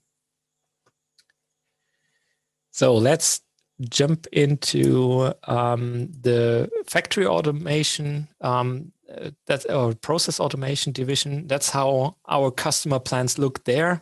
You have plenty of pipes, and you have a lot of sensors in there to measure the temperature, the pressure, the fluid flow, and the like.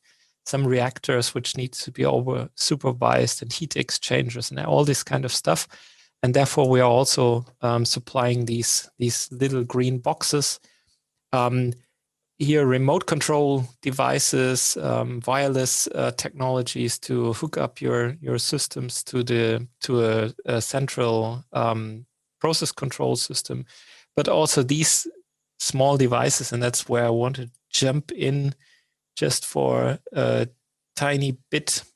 That's a company, Ecom, where we are producing all these gadgets, basically, which you can wear, which you can take into the facility, tablet computers, which you can directly bring in front of a reactor, where potentially explosive atmosphere comes up to smartwatches, helm cameras, including augmented reality for the workers, smartphones, and the like. And that's really cool, because we can use all these components and build solutions for our customers based on that. So we bring basically the IT world very close to the shop floor, and make this accessible, this technology, even in hazardous areas. So what is Neoception about in all this context? As I already told you, we are the solution company, so we can build all these applications on top of Pepperl+Fuchs devices, but we are not linked to that. So we are also very free in also using components from the outside. What we are currently specializing in is in all the intralogistics topics. So normally you have these small load carriers here, which are moving material or which are used to move material through a production line in a Kanban scenario, and we're digitizing it to have deeper insight into where the material currently is, having dynamic allocation of these lanes, saving a lot of space by that for our customers. And yeah, making this valuable overall digitized solution for our customer. How does that generally look like? In Kanban, you normally have always a sink and a source. And basically, if you consume something here in the production lines, the material, we are checking the amount of material which is still there, and monitoring the consumption of the material, and then telling the source to replenish the material. This can be on-prem, so in the same area, can be a warehouse, can be an in-house production, but also can come from the outside via external suppliers. So that's quite an interesting field at the moment. And everything what we do there with newest technologies, Kubernetes, everything cloud-based, with highest security. So that's really a cool field where you can do plenty of new things and also push technology forward while doing so. Just for you, a quick look in how this then in real looks like, not only in graphics. Some pilots which we already equipped in our facilities, in our own production facilities, Bühlen, Trutnov, and Berlin, where we really are saving a lot of money by digitizing these processes. We are not only into these topics, but we are also always looking for talents and skilled people. And for this, we are doing hackathons like the one here. This was from February this year. Basically, one 2D laser scanner above a conveyor belt, and the goal for the teams was to characterize the boxes automatically via AI. And of course, if you're sitting together a whole weekend, then sometimes also crazy things happen. It wasn't the box which was coming over this conveyor belt, and the teams applied the AI, and you can see directly it's perfectly well tagged with a colleague of us who just simply jumped on there. So if you want to have fun with intralogistics, with newest IoT technologies, cloud AI, then we are quite a good employer. Just ping us, give me a call, drop me a message. We're there. We are always looking for students and internships, and also bachelor master theses are there plenty. So if you're interested, just as I said, ping us without any complicated things. Just an email, that's enough, and we can start to talk. Thank you very much. Thank you for putting Pepperl+Fuchs here. I'm presenting Pepperl+Fuchs on the stage. Now it's time to hand over to Philip Kark, who will orchestrate a little bit the voting, and therefore it's up to you, please. Yes, so since we are now finished with all the presentations and all the pitches, thank you again for all the presenters, the student presenters and the company presenters.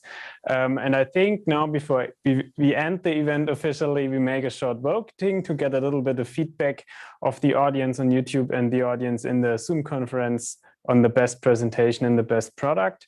And therefore, I want to shortly explain a little bit the voting procedure. It's really simple. So I will activate on Zoom the two surveys with the best presentation and the best product.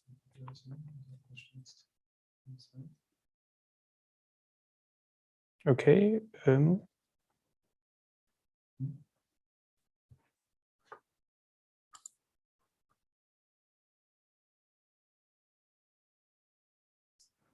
We're still online, just to get an idea. No, I think we should be online. Yeah, perfect. Seems so. Yeah, perfect.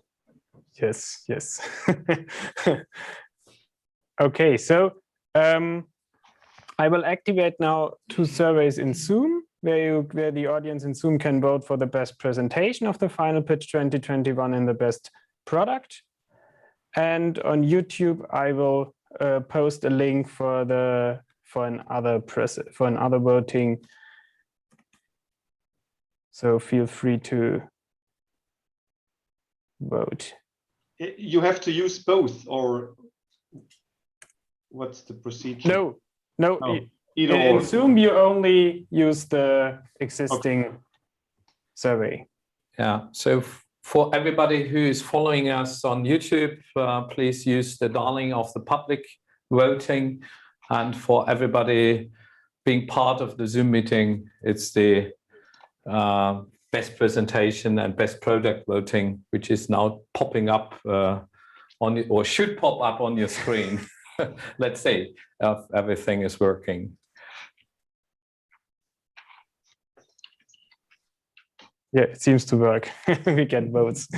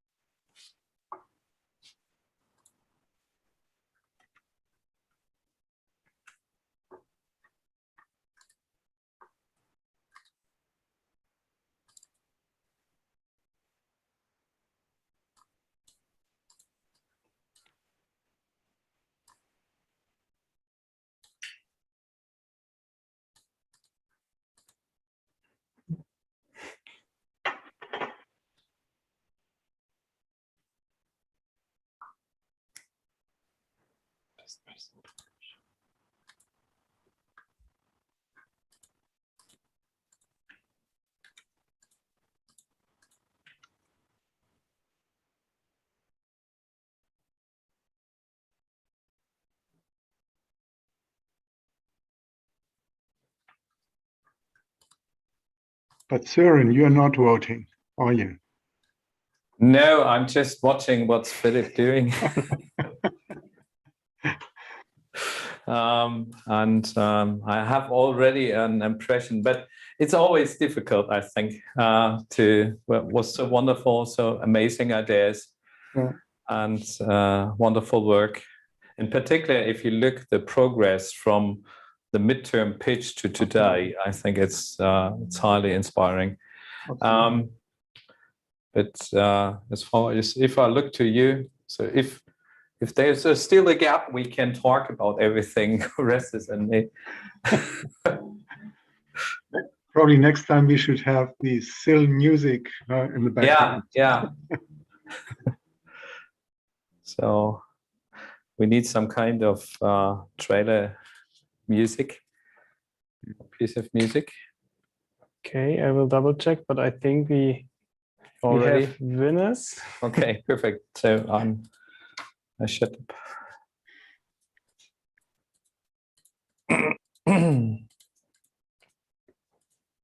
Okay, so thank you for the voting. And now I will share my screen and we will see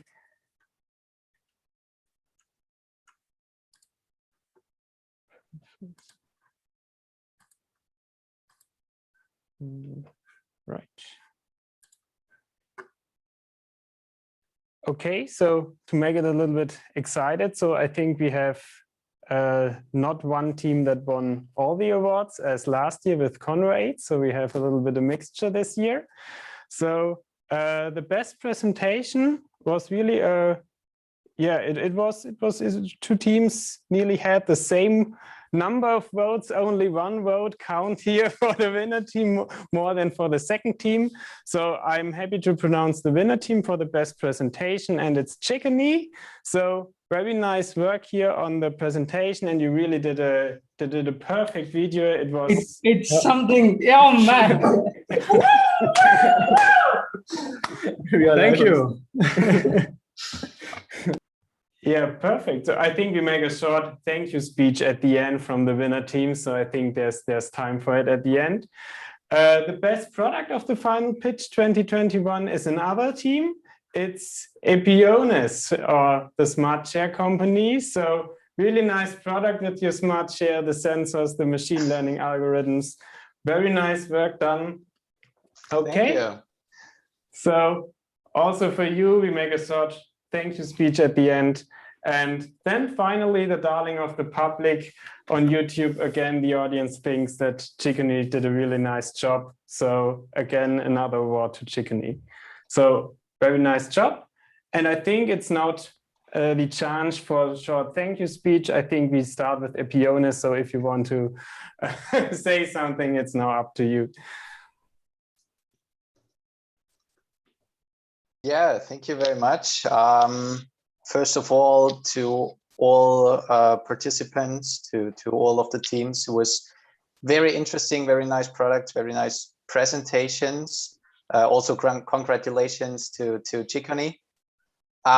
Yeah, then also thank you to all the other peoples that have given us the opportunity to be part of SIL, especially Professor Hohmann and Philip. You did a well job, and also all the others that were part of this program.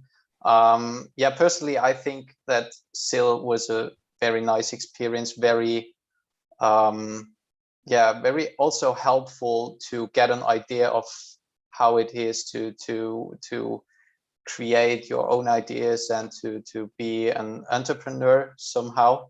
I mean, okay, we are now in a very safe environment, so the hard work is just starts now. But yeah, I really liked that program, and yeah, I was proud to be part of SIL. Thank you. Yeah, thank you as well to our instructors, Elizabeth and Søren, even though he's not here, and Marius and Professor Schwick.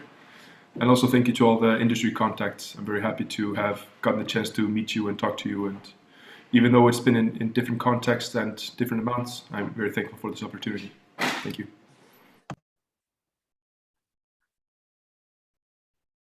Perfect. So I think it's now time for Chicony to end the event from the student side.